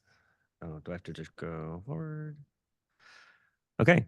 This is a lone government, local government, not state government, even though that's the title of the session. here for Washington, D.C. So my name is Matt Gallagher. I work for D.C.'s Department of Energy and Environment. I work in our water quality division, and I oversee our MS4 permit program, as well as our state revolving fund programs. I kind of wish I had known what everyone was going to talk about before now, because I probably would have changed things up a little bit. And so I may on the fly just go a little rogue to sort of tie back into some of the things that folks have said. But briefly, sort of like a case study, DC as an MS4 permittee, our performance during the last permit term that just ended in May of last year, and then some significant changes and new requirements that were included in our current permit that was issued in November. DC is a dense urban center with a lot of impervious surfaces. So if you look at the map on the right, in the pink in the middle is a combined sewer system, CSS. The water there drains to the Blue Plains wastewater treatment plant. The responsible party there is DC Water through the Clean Rivers program. If you look at the yellow part around the outside of the city, that's the municipal separate storm sewer system area where the water is discharged into our storm sewer system and directly into our water bodies. Because we are so impervious, we've got 28 TMDL studies and 439 numerical waste load allocations to account for. Takeaway, there's a lot for us to do. And not so fun and sort of depressing fact that based off of current models, we won't achieve all of our waste load allocations until 2189. I'm not going to read all the words on this slide. We have an MS4 permit for those portions of the city and the yellow portions of the map. Picks up storm impervious surface, pick up pollutants. That pollutant-laden water goes into our storm sewer system and discharges right into our waterways. The MS4 permit authorizes us to allow for those discharges as long as we complete all of the activities in our MS4 permit that are aimed at reducing stormwater pollution. Again, we are not a state, so EPA Region 3 directly issues the permit to us. And then the major categories in our permit include pollution prevention, things like education and outreach, good housekeeping and municipal facilities, pollution treatment and removal, so direct implementation of stormwater BMPs, and you have a lot of monitoring requirements as well. And that is a band-along trash trap that we have in the city. I think that looks like Watts Branch. I'm guessing everyone here is familiar with stormwater best management practices, bioretentions, green roofs, trees, all of the above. The district is so impervious, we really rely heavily on stormwater BMP implementation to reduce pollutant loads to our waterways. The map on the right is, and we're really good at it, I think, to be honest. The map on the right is the BMPs that were installed in just the 2023 reporting year. And this map is directly from our online publicly available MS4 story map. Also, if you ask me, it's a pretty awesome story map. It tells a lot about what we do. It's very publicly accessible. And the map here is actually, you can maneuver it. You can look at just the trees or just the bioretentions. I think it's pretty cool. Here's an example, BMP, Hickey Run BMP, or sorry, Hamlin Street bioretention. Stormwater on the left goes into that bioretention on the right, infiltrates, treats pollutants rather than going directly into the system. Okay, so I apologize. I know these are huge screens and the next few slides are a lot of words. So bear with me. I'm not going to read everything. I'm not even going to talk about everything. I just thought it might be worth you all to see some of the things that we've done. Our main numerical requirement in our last MS4 permit, 5-year permit cycle, was to treat the stormwater from 1,038 acres of impervious surfaces. The permit cycle was a little bit longer than 5 years due to an administrative extension of our previous permit. But over that period of time, we managed 1,243 acres. So we accomplished that. The kicker is that we have stormwater regulations and development and redevelopment projects greater than 5,000 square feet have to do BMP implementation, install BMPs, and that's a pretty significant component of how we get to this acres managed in DC. So we claim those credits towards that permit requirement. I'm not going to read everything else, but a couple of the highlighted things, we did 2 bacteria source tracking studies. Bacteria is a major pollutant of concern here in DC. We're going back to swimmability. So to kind of look more in depth at where those sources are, we did some BST studies. You'll hear more about that when I go into our current permit. We did an analysis of our stormwater regulations. Are there any things that we can do better? Are there cost-effective, productive things that we could change in our stormwater regs to, improve outcomes? And 2 potential changes were identified. One was to lower that threshold for stormwater regs from 5,000 square feet to something lower, TBD. And then the other one is to revise the peak discharge requirement. We're seeing larger storms with more precipitation. So can we accommodate that additional rainwater with revising our peak discharge requirements? And then something that I think is exciting, maybe others may not, we established a rapid stream assessment program. So we physically walked 99% of the stream miles in the district, thanks to some folks in the back who helped us out with that. The program was a Best Urban BMP in the Bay Area, BUBBA Award winner this past year, and that continues into our current permit. So I'm going to move on to the current permit, some of our significant changes and new requirements. So in our next permit term or current permit term, we have to do 1,175 additional acres managed. And so we are pretty concerned about that. It's a 13% increase from our last permit. And honestly, since we accomplished most of those acres managed through compliance with our stormwater regulations, if anybody's familiar with DC, we're kind of seeing a slowdown in development and redevelopment, which therefore is translating to a slowdown in the BMPs we get from that development and redevelopment. And I'll talk more about that in the next last slide. So the 2 stormwater regulations that were proposed as changes or identified as changes in the last permit term, provided we get clearance from the mayor's office here, we are required to formally propose those by 2027. And then we have to do an analysis of our stormwater retention standards. So we have a 1.2 inch retention standard here. We have to see, if we've raised that to 2 inches, how would that improve water quality? How would that speed up attainment of our wastewater allocations? And then also, what are the costs to go along with that? We have new flood management activities as part of our permit to look at the impacts of flooding on water quality. So we have to develop an integrated flood model that is underway.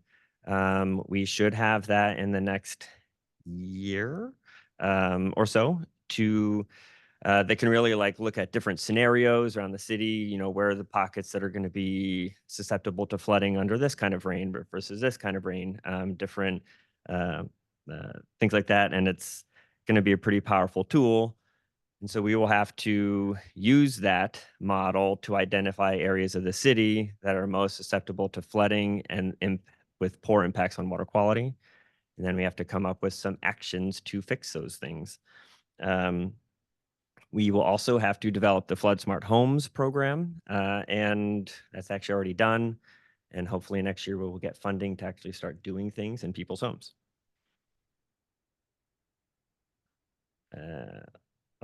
Okay, so we heard some questions earlier about maintenance of green infrastructure.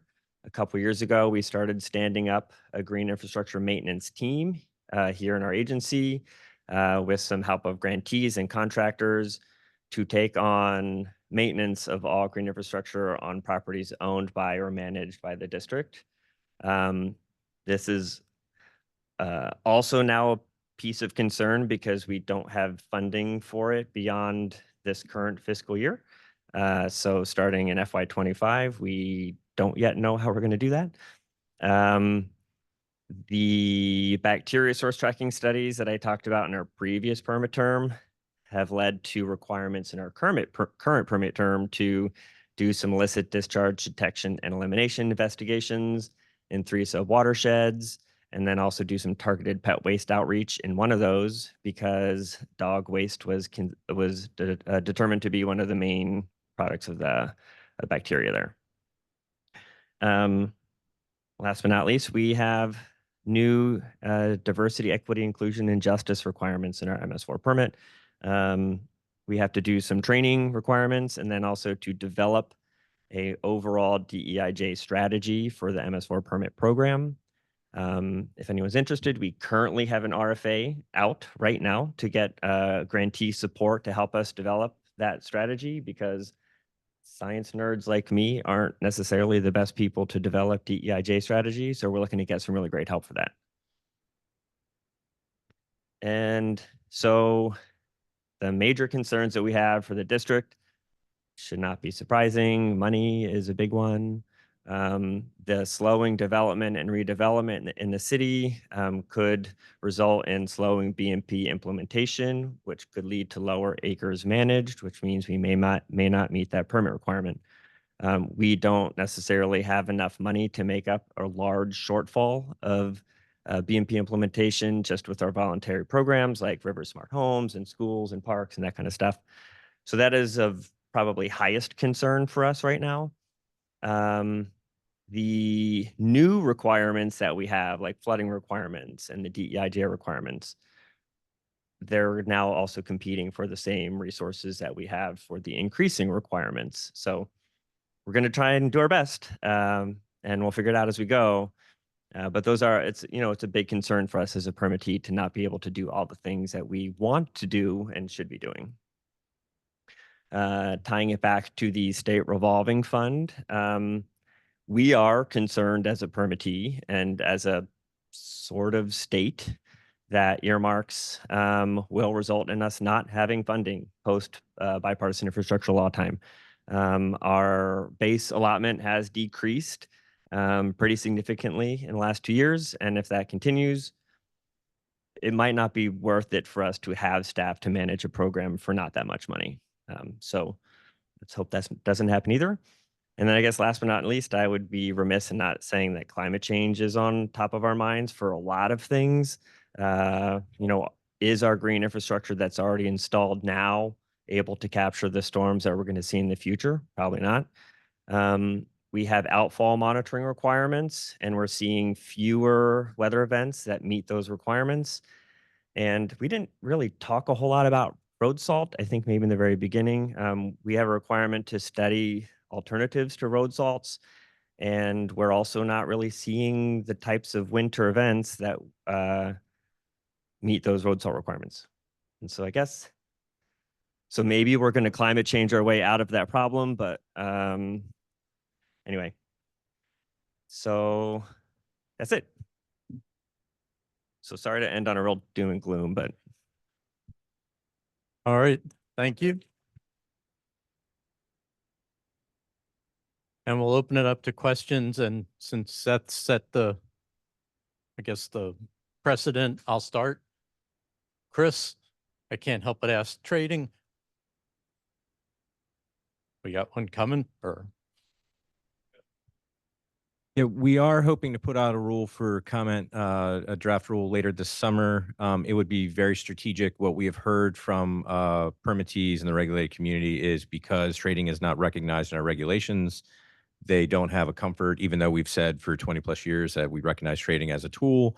This would really just update our regulations to say for compliance purposes, if you want to trade, that's perfectly acceptable to do.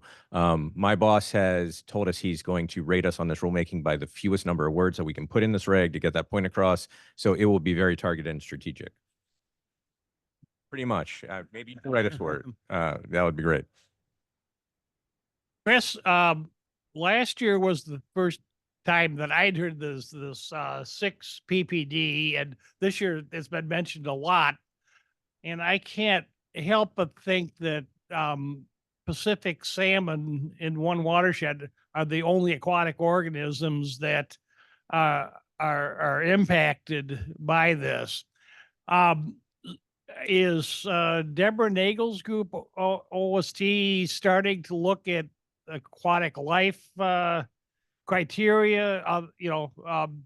Is what's the plan to actually put some numerical criteria on these substances? Because it seems to me like it's going to be pretty widespread. Yeah, we're still early in the process. I think we benefited on this particular issue because of some research that was going on in the Pacific Northwest, that we were able to tag it pretty early. ORD has got some research plans that they're planning to roll out, that they will take some. So I don't know exactly where we are on the criteria point of view. Some of the early information we're getting back is that there also could be impacts on steelhead trout in the Great Lakes. So not exactly sure. And it looks like it doesn't impact all salmon species equally. So I think there's a lot that we have to kind of digest on this, but something that, the agencies, the intra-agency work group that we have going on, there's also attention from the Hill that they communicate on. So this is something that the government is taking a pretty hard look at. So hopefully we'll have more information as the research kind of catches up.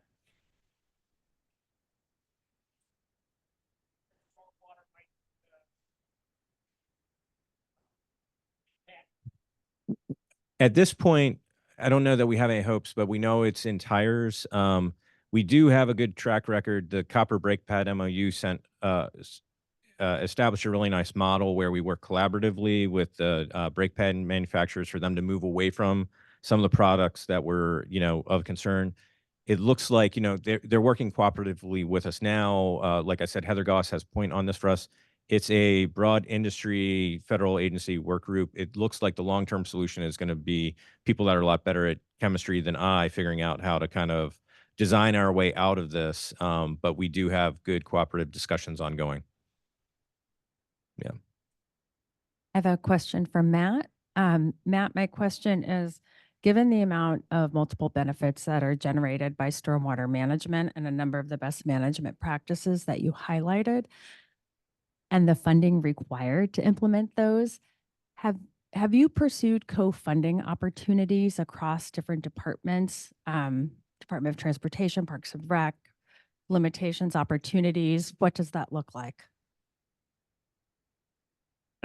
Yes. So the district is special. I'm going to say that again. And how we get funding is just as special. So we actually get a lot. We rely pretty heavily on federal funds from a lot of different sources. What we're seeing is, and we partner pretty closely with our local sister agencies, DDOT, Department of Transportation, and Department of Public Works. What we often find difficult is finding a local match for those federal funds. So our state revolving fund, for example, we receive those as a grant. So we're not a loan program. And so we use those funds, and we have a local match requirement that we apply to those and we provide those to Department of Transportation for public right-of-way retrofits, to Department of Public Works and General Services to do like municipal facility upgrades. So yeah, we're in pretty close coordination with those folks, and sometimes they bring their own match to the table. Yeah, so I guess the short answer is yes, we do. And I'm happy to kind of maybe go into that more if you want. Okay, good.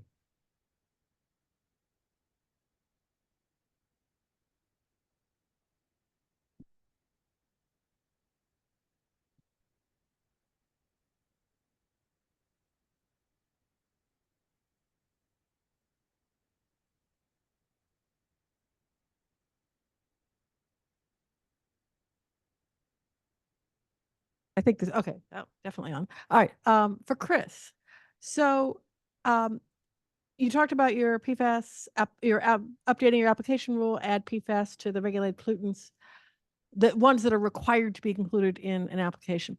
I have seen confusion kind of, in the regulated community on whether PFAS, whether you have to have controls on PFAS today, absent any of this, And some people are confused that if you don't have an effluent limitation guideline, you don't have to control it. Or some people maybe might get confused and say, well, if it's not listed in the PFAS application rule, I don't have to put it in my application. PFAS is a pollutant. Discharges of pollutants without a permit are illegal under the Clean Water Act. I'm not sure everyone really appreciates that. And if you don't put in your permit application, no matter what EPA's rule says, you're not going to be covered by your permit shield. So is there confusion? I think there's confusion out there. Great question and great point on that. So you're correct. Basically every permitting authority has the ability to request supplemental information as appropriate to develop a proper permit. So states and we can go out and request information on pollutants that are not in that list, as you suggested. And even if you don't, you could still get sued for the discharge of an right. unpermitted. Because it's and, not and it's identified. a best professional judgment standard if there's no ELG. So, Right. yeah. And that's the point that I wanted to make there is that if our ELGs do not specifically rule out us controlling a pollutant, which many of our ELGs did not contemplate, right. PFAS, we have the ability to develop BBHA limits that are technology based. And really that's the first step in an NPDES permit. Like a lot of folks are looking to the criteria that we need those in place, but really what we are encouraging our state partners to do and our regional offices to do. And fortunately for PFAS, not exotic technologies. We're talking about big Brita filters. But I mean, my point is it's regulated today, Yep. But I think a lot of folks will say, no, it's not because you haven't done the ELGs, you haven't done the I criteria. hear that all the time, Yep, and it's wrong. yep. Right. That's It's right. scary. You're going to get sued. Right. Quick question for Matt. I was really interested about your the EIJ strategy in your permit. I've seen EPA kind of break new ground. Break new ground with DC stormwater permits. Was that a DC initiative or was that an EPA Region 3 initiative? A little bit of both. So our department in particular, Department of Energy and Environment has really been pushing for all programs to start incorporating equity, particularly racial equity, into our programs. As you know, the dialogue has been trending in that direction. We thought that it would be valuable for us, regardless of whether or not it was a permit thing, to start thinking about how our programs can also incorporate racial equity. It is not an easy answer though, right? Like if you think about what is the intersection between that and like pollutants coming out of an outfall? It's not an easy answer. And even the permit requirement that we have is really general. It's essentially like develop a strategy, and it gives us the latitude to figure out works good, like best for us as a community, but also maybe won't penalize us for taking a direction that doesn't work out in the end. So we really we don't know necessarily what to do with it yet. And so that's why we're like looking for external help from the experts in that field to help us figure out what does that look like. We did a distribution analysis of all of the BMPs throughout the city to see, are we putting BMPs more in wealthier white areas than we are in poorer Black neighborhoods? And the results are kind of like statistically insignificant. So that kind of we were like, oh, it's definitely going to be that. This is going to show us that we need to start doing more work in these communities. And then it didn't look that way. And so we were kind of not sure what to do next. So so we're looking to get some help on that over the next couple of years. Another question for you, Matt.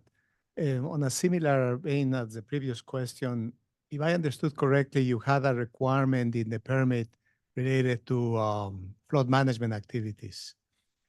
Can you tell us a little bit more how that requirement got developed, and also what are the benefits from your view on having that requirement in the permit? Ooh, okay.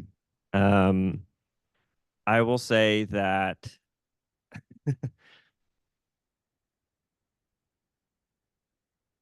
we'll comment on our draft permits about the flood requirements. those are publicly available for people to look at. We found it a difficult thing to navigate. A lot of what is in the permit are things that we were going to be doing anyway. And so it was not that hard for us to say, okay, EPA Region 3 really pushed us on including those requirements, even the ones that we formally commented that we didn't think they belonged in there. I don't think that we're necessarily concerned about meeting those requirements in our permit. Other states have, or I guess real states have, and that puts us sort of like at odds with some of our other MS4, community members in the area. So I can not necessarily answer that all the way as a representative, like a official of the district. But maybe I would say look at our permit comments, or I can send them to you. Okay, we got last comment or last question. Matt, this one's for you too. With the completion of the DC tunnel system associated with the Clean Rivers program, have you seen water quality benefits? I mean, back to Nancy's point, it all comes down back to water quality. Have you seen water quality benefits in the Potomac, the Anacostia, any of the associated rivers associated with that program? I think the answer is yes. So like we have a program that with a number of other nonprofits that monitor for bacteria at a number of sites. And I think the answer is yes, we've seen improvements. What those look like, I'm not intimately familiar with. I will add, though, that there is another tunnel yet to be built and additional green infrastructure in Rock Creek to go along with the Clean Rivers program. But the Anacostia tunnel is completed, and I think yes. But there are smarter people than me who could probably get a better answer for you on that one. Thank you, and thank our panel.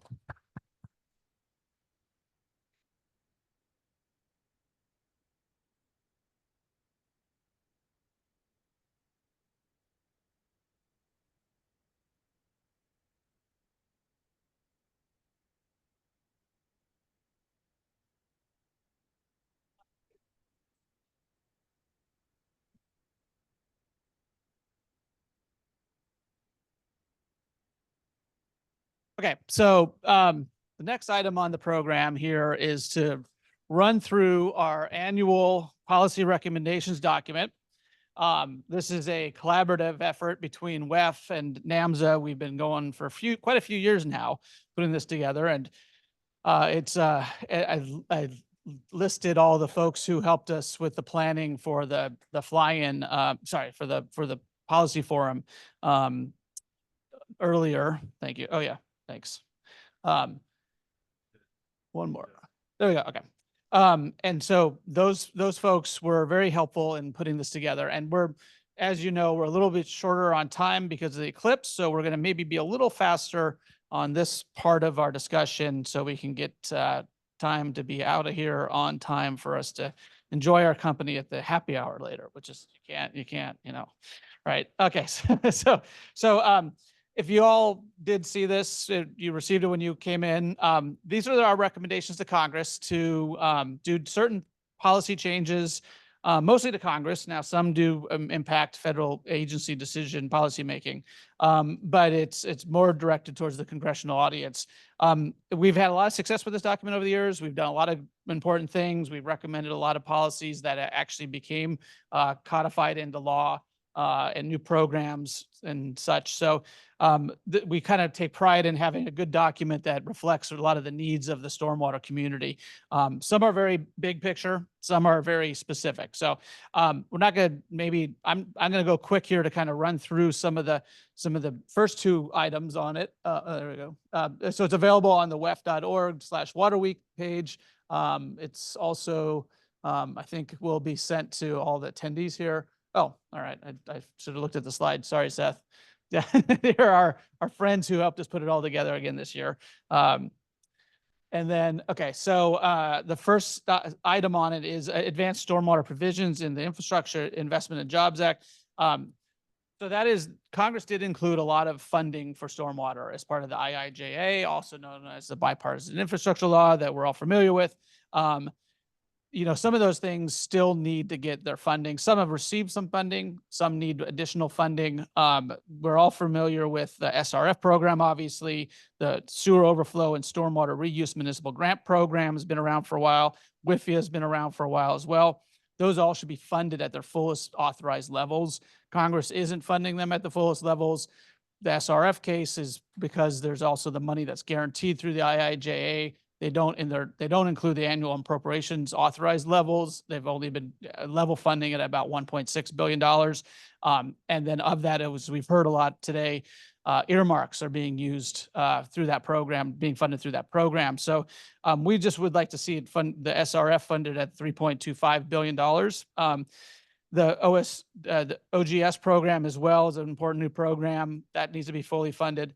But more specifically to the stormwater stuff, the Centers of Excellence program, which was part of the IIJA, has received some initial funding. It's got a second round here as part of the appropriations bills that got just completed for FY24. There's an RFA, request for applications, out right now through the EPA to give money to establish some stormwater community or stormwater centers of excellence. Excuse me. So like to see that continue to get its funding. So communities and so regions throughout the country could have money to do their stormwater programs and have help from expertise and academia, nonprofit organizations and specialty groups. And then the stormwater implementation grants has not received its initial funding yet. That would be good to see some initial funding as part of the FY25 package. That would give money to communities to help them do things like set up stormwater utilities, doing some planning programs, doing some infrastructure investments. And so I'm going to stop on those items on bullet 1 for the interest of time. Go to bullet 2 here. The request is develop a new and improve the existing funding programs to drive nationwide stormwater infrastructure investments. More specifically, we thought we've been pushing this idea for a little while now is to create something like a permanent stormwater SRF, state revolving fund. Well, to get there, you need to have something similar to what we had initially for the Clean Water SRF, was construction's grants program. Because that's going to help communities build out their stormwater programs, do all the planning they need to do all the establishing a utility to fund their program, do some initial investment because, stormwater infrastructure investments are expensive. And so they need that grant dollars to help them do that. So that initial funding through a grants program would be good, and then transitioning eventually to a SRF-like program. One of the other items to recommend there is a change to the OSG allocation formula. It disproportionately favors wetter CSO type projects in wetter communities. A lot of stormwater needs are in arid parts of the country, in less populated parts of the country. So we think that there should be some changes to the state allocation formula for the OSG program. That will take some action by Congress in a lot of ways. So we're continuing to push for that. So I'm going to hand it over to Andy now to go through some of his additional items on item 2. Thank you. Leave that there. Okay. Well, being a good consultant, I couldn't come speak without slides, right? So I had to put a few things together. The third item in our ask document is regarding community resiliency and planning. And I think I'm also going to stress implementation there. So I think one of the big things we're seeing in the stormwater world is that we don't really know all of our assets and we don't have systems model. So hearing Matt from DC Water talk about your flood, your integrated flood model and things like that. So really that's what we're talking about. We're talking about managing stormwater closer to the source. And it's not just the water quality benefits, right? It's those flood control benefits. So I just put a few slides together here. This is what I see in the world, and we see a lot. So we talk a lot about water quality. But as we get into changing rainfall patterns, this ask document's really looking at, we're really impacting a lot of our infrastructure more than just water quality. And so we need to start understanding how these systems And a system really means that we first need to understand some of the drivers, right? And this list could be longer than this. I'm sure you guys have more than this. I call it kind of the spiral of stormwater management. We have all these things we're trying to do. And of course, at the bottom, we also need to meet all the water quality regulations. So we're being asked to do a lot. And so that's why in the ask document, we're saying we really need to have support for integrated resiliency planning and implementation. And how do you do that? Well, you first got to understand where's water coming from, right? It's the upper part of our watersheds where we have very little control sometimes.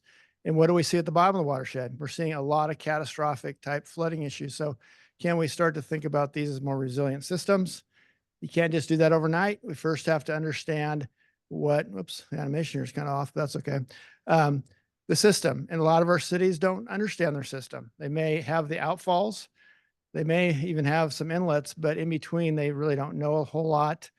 If we start to look at LiDAR data and start to understand how we can simulate these systems, then we can create these models that look at more than just, the end of the pipe. Where are we having problems in our urban system? And these are events that I see on a daily basis in these urban core areas that aren't the 100-year event, right? These are the 1 to 2 year or 1 to 2 inch storm in my area in Kansas City. And so this is really the drivers we're seeing for trying to create more resilient communities. If we do those things, then I think we can get these types of solutions. I'm sure many of you have in your cities these types of solutions, especially they're politically are supported at a high level because we have these integrated benefits. We're bringing back surface improvements with green streets, complete streets that we talked about here today. So really, I think what we're talking about here is trying to reduce those costs, which we're all trying to do. We're trying to increase those benefits, implement more constructible solutions. And that's really where I think we need to start to think about.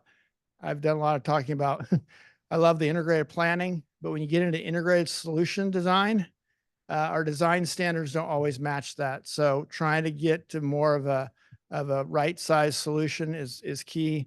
And then I think we need to be able to adapt to those changing rainfall patterns. So a lot in that ask. It's kind of a new one this year. I'd like people's feedback on that because I think this is really where we need to be going.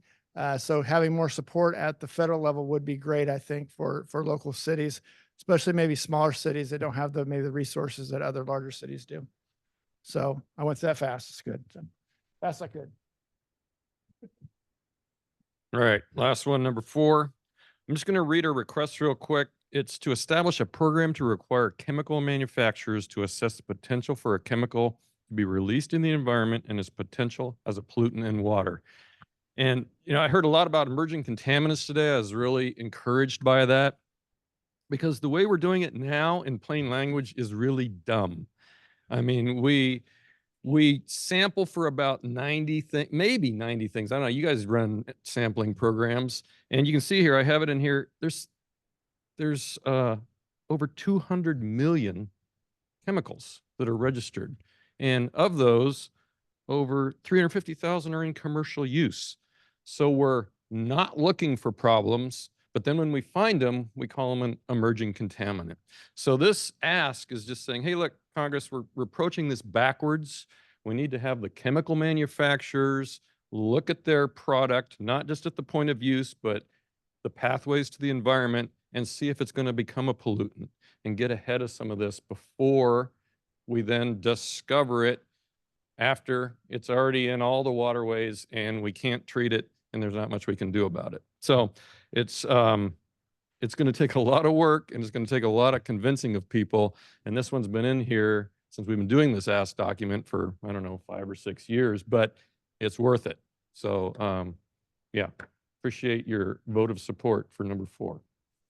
Are we voting?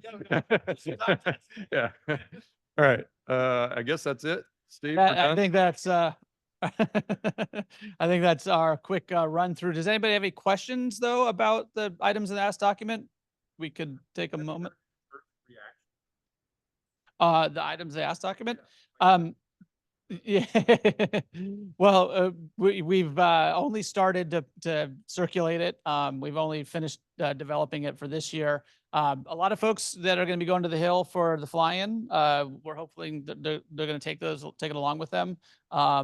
But that's our job, I think, moving forward, is to kind of, as a sector, to be talking to our members of Congress and helping them understand the importance of supporting these programs. Yeah.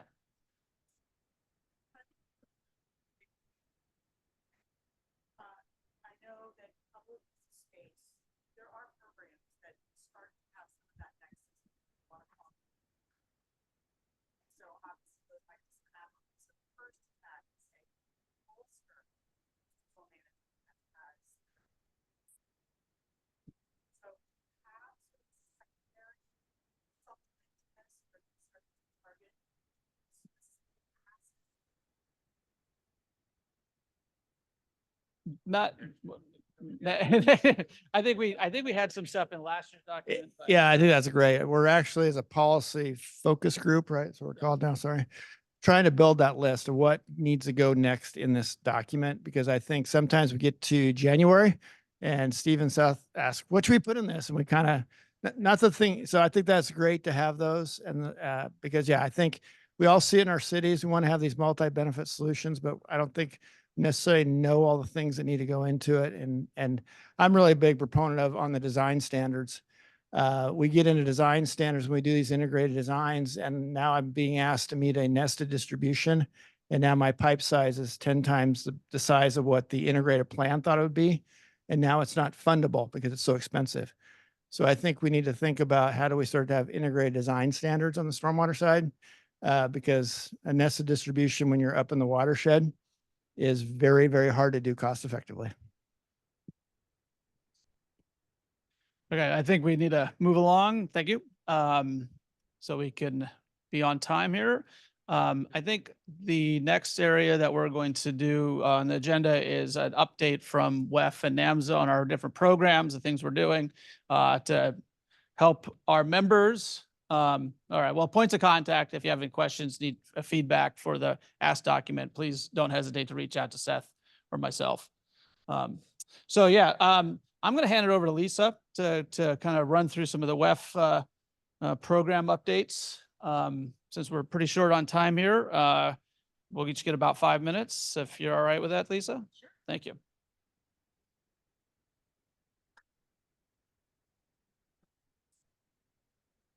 Okay, thank you. Where's the? Oh.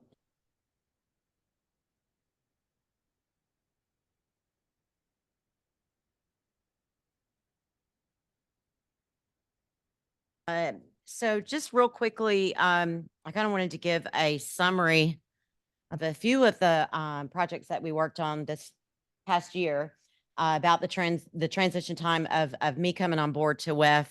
They were right in the middle of producing some really good documents, aka projects that volunteers within the stormwater community spend a lot of time on. The MS4 needs assessment survey is one of those, and we'll be launching that again in 2024, September in the fall, I think is about the time that we did it last year, as far as the results. But these are the 2023 results. The numbers were a little bit lower. I don't really know why, maybe because surveys were very popular during the COVID period.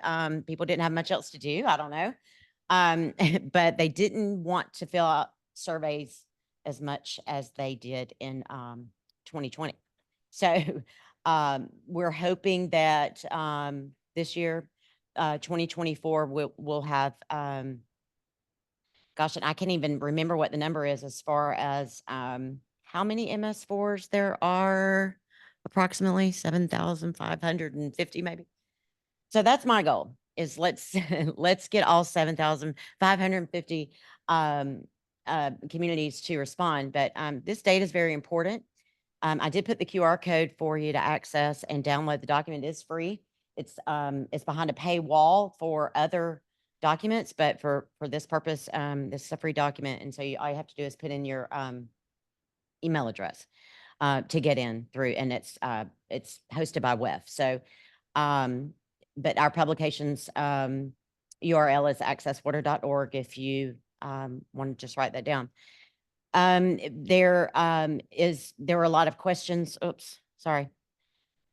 forgot I had this thing in my hand.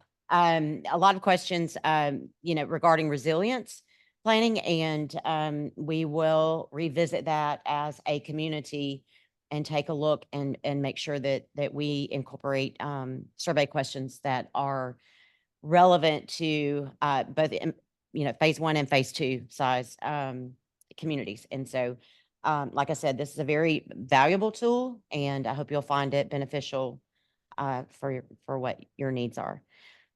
Rainfall to results was the report that they were working on when I did start, and I was honored to participate on the end of that. But rainfall to results, it's a report that details the challenges, opportunities, and pathways to improving stormwater. Sort of gives a timeline from when the permitting process was started, and then it kind of goes through what's next on rainfall, how do we manage it, stormwater, and incorporating resilience in other areas. So again, that's also on Access Water. So the National Municipal Separate Storm Sewer System. Can we all just say that one time? See how many times you can say it really fast. And so no wonder they took a acronym and then they put a number 4 there. So it makes complete sense. And so I think we should do that with a lot of things. Anyway, MS4 Awards, as it's mostly known, recognizes excellence in national municipal stormwater and green infrastructure programs. We are excited that there's 6 winners, and there are 3 from phase 1 and 3 from phase 2, and those communities are recognized at WEFTEC during the presidential red carpet ceremony reception, as well as through the awards process. And so we launched the application April 1, and application deadline is June the 7th. And so please, definitely going to call on NACO and NLC to help us get that message out there. We only had, I think, 17 applicants last year. How many are there? 7,550. We're not doing something right. So we need to get that message out there, because we want them to apply. We want to see all the good work that they're doing. Very important work on the local level. So the other thing, I just wanted to make everybody aware about the stormwater report. If you're not a subscriber to that, WEF does do a stormwater newsletter. It's stormwater.wef.org, and did put the QR code on that as well. It just gives sort of a very geographical type of view on what communities are doing, some of the hot topic news items from around the country, as well as internationally. So this is something that we have been working on as a stormwater community as well in our focus group for green infrastructure and resilience, or green infrastructure and stormwater control measures focus group. We are seeking to, create a database or sort of a compendium of resources, design guidelines, design plans for resilience and green infrastructure, and turn it into sort of like a WEF hub, which is probably you've heard of a story map type of setup, and taking these tools and resources and putting them on the map, so that when you click on, if it's a geographical area or if it's a topic of interest to you, then you click on that, and then that takes you to the publication for that community, whether it's on their website or if it's a downloadable PDF document, however. So we are compiling all of this information. We've gotten a lot of feedback from right now from around the country, basically just nationally. And, but we've gotten a lot of people are doing a lot of good work. It's just that we all don't know about it. So that's the goal, is to make this available to communities and professionals, stormwater managers, to have access to it. And this might be my last. It is. It is. I feel like I'm running out of juice today. Do y'all feel that way? I think it was the eclipse. Here. Sucked all You the look. energy out of the room. Yeah, you're looking. Exactly. I feel sickly. I appreciate that. So just a few minutes to talk about what's going on with NAMSA. this is a map of all the state members that we have, and we're continuing our slow march in trying to get an organization in every state. So we just added Oklahoma recently. So we got 26 states. I know, that was great. And you can see those. We got 3 MS4s that have joined directly, and that's actually a major push for us this coming year. That we are going to get more and more MS4s joining us directly. Washington, D.C. is a member. We really appreciate that, Matt. So power to the people, right? So, and our current leadership is right here. We've got, of course, the great Scott Taylor is our chair. Jamie Houle out of New Hampshire is our vice chair. James Moore is our treasurer. And Lori Larson-Pugh out of Washington. We've heard a lot about 6PPDQ and things like that. That's something that Lori's dealing with in her neck of the woods. Just for those who know what we do, what we're about, we're obviously focused on policy and advocacy today. We do a lot of other things we don't have time to go into today, but would love for you to go to our new website that we just launched. So I'll talk about that in a second. But before getting there, one thing that happened this year for the first time is we established, just because we wanted to, National Stormwater Day, and it's November 16th. So it recognized the promulgation of the Phase 1 program in 1990. It actually happens to also fall on National Button Day. So next time you button up your shirt or whatever, think of stormwater, I guess. But we set up a website called stormwater.day. Check that out. It's always going to be up all the time. But really, the point of it was to bring together a bunch of different stormwater awareness type of events that go on. It's like Phoenix has one, Awareness Week. Wisconsin has one. Neck of the woods there, Brandon.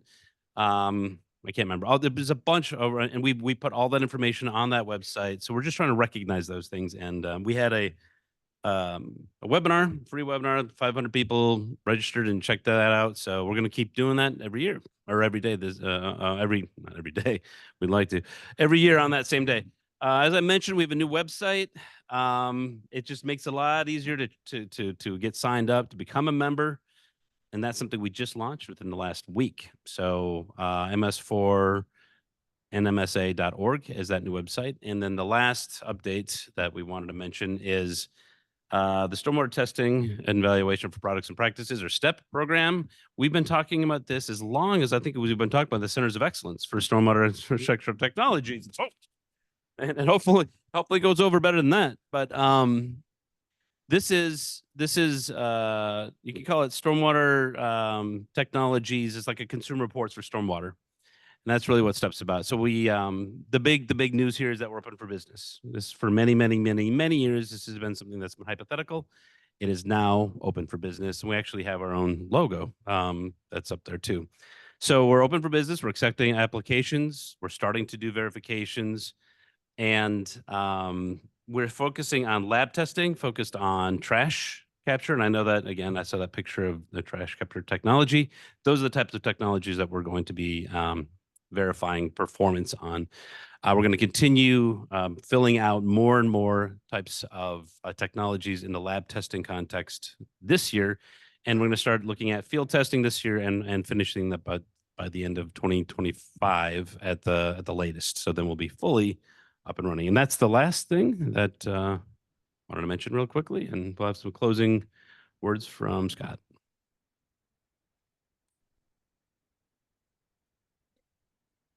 Yeah, closing words. The bar is open. I heard that. So yeah, a lot of good information today. I really want to thank NLC and NACO for hosting us, and WEF for partnering with us, and especially thank all the speakers. Most of them I think are gone now, but yeah, thank you, speakers. I value this forum. I really do think that we have more work to do, and getting people together that are movers and shakers in the industry, I think, is really valuable. So we're going to keep pushing on with this every year as long as we can find space to do it. Last thought I'd leave you with, I looked up, Congress is responsible for both the tax code and the Clean Water Act. The past 10 years, the tax code has been revised 4,000 times. The Clean Water Act, since it was first incepted, 4. You got it. So I think we have some room to maneuver. and I think it's time we put a little more emphasis on it. With that, around the corner at the Dubliner is going to be a hosted event, light food, heavy drinks. It'll be go till 7:30. They kick us out officially at 7:30. I think that's it. Is there any other announcements, Steve, that we got to make?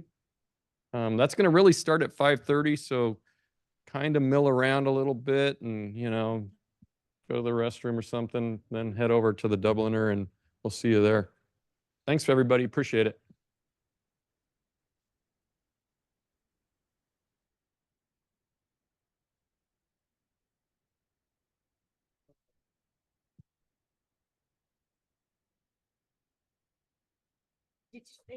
I want you to put it in your eye. I know, yeah, I can't get it off though.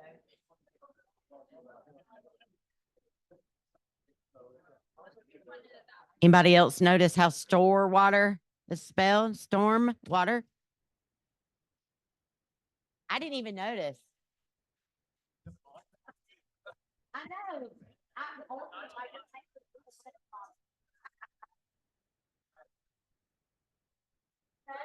Yeah. No,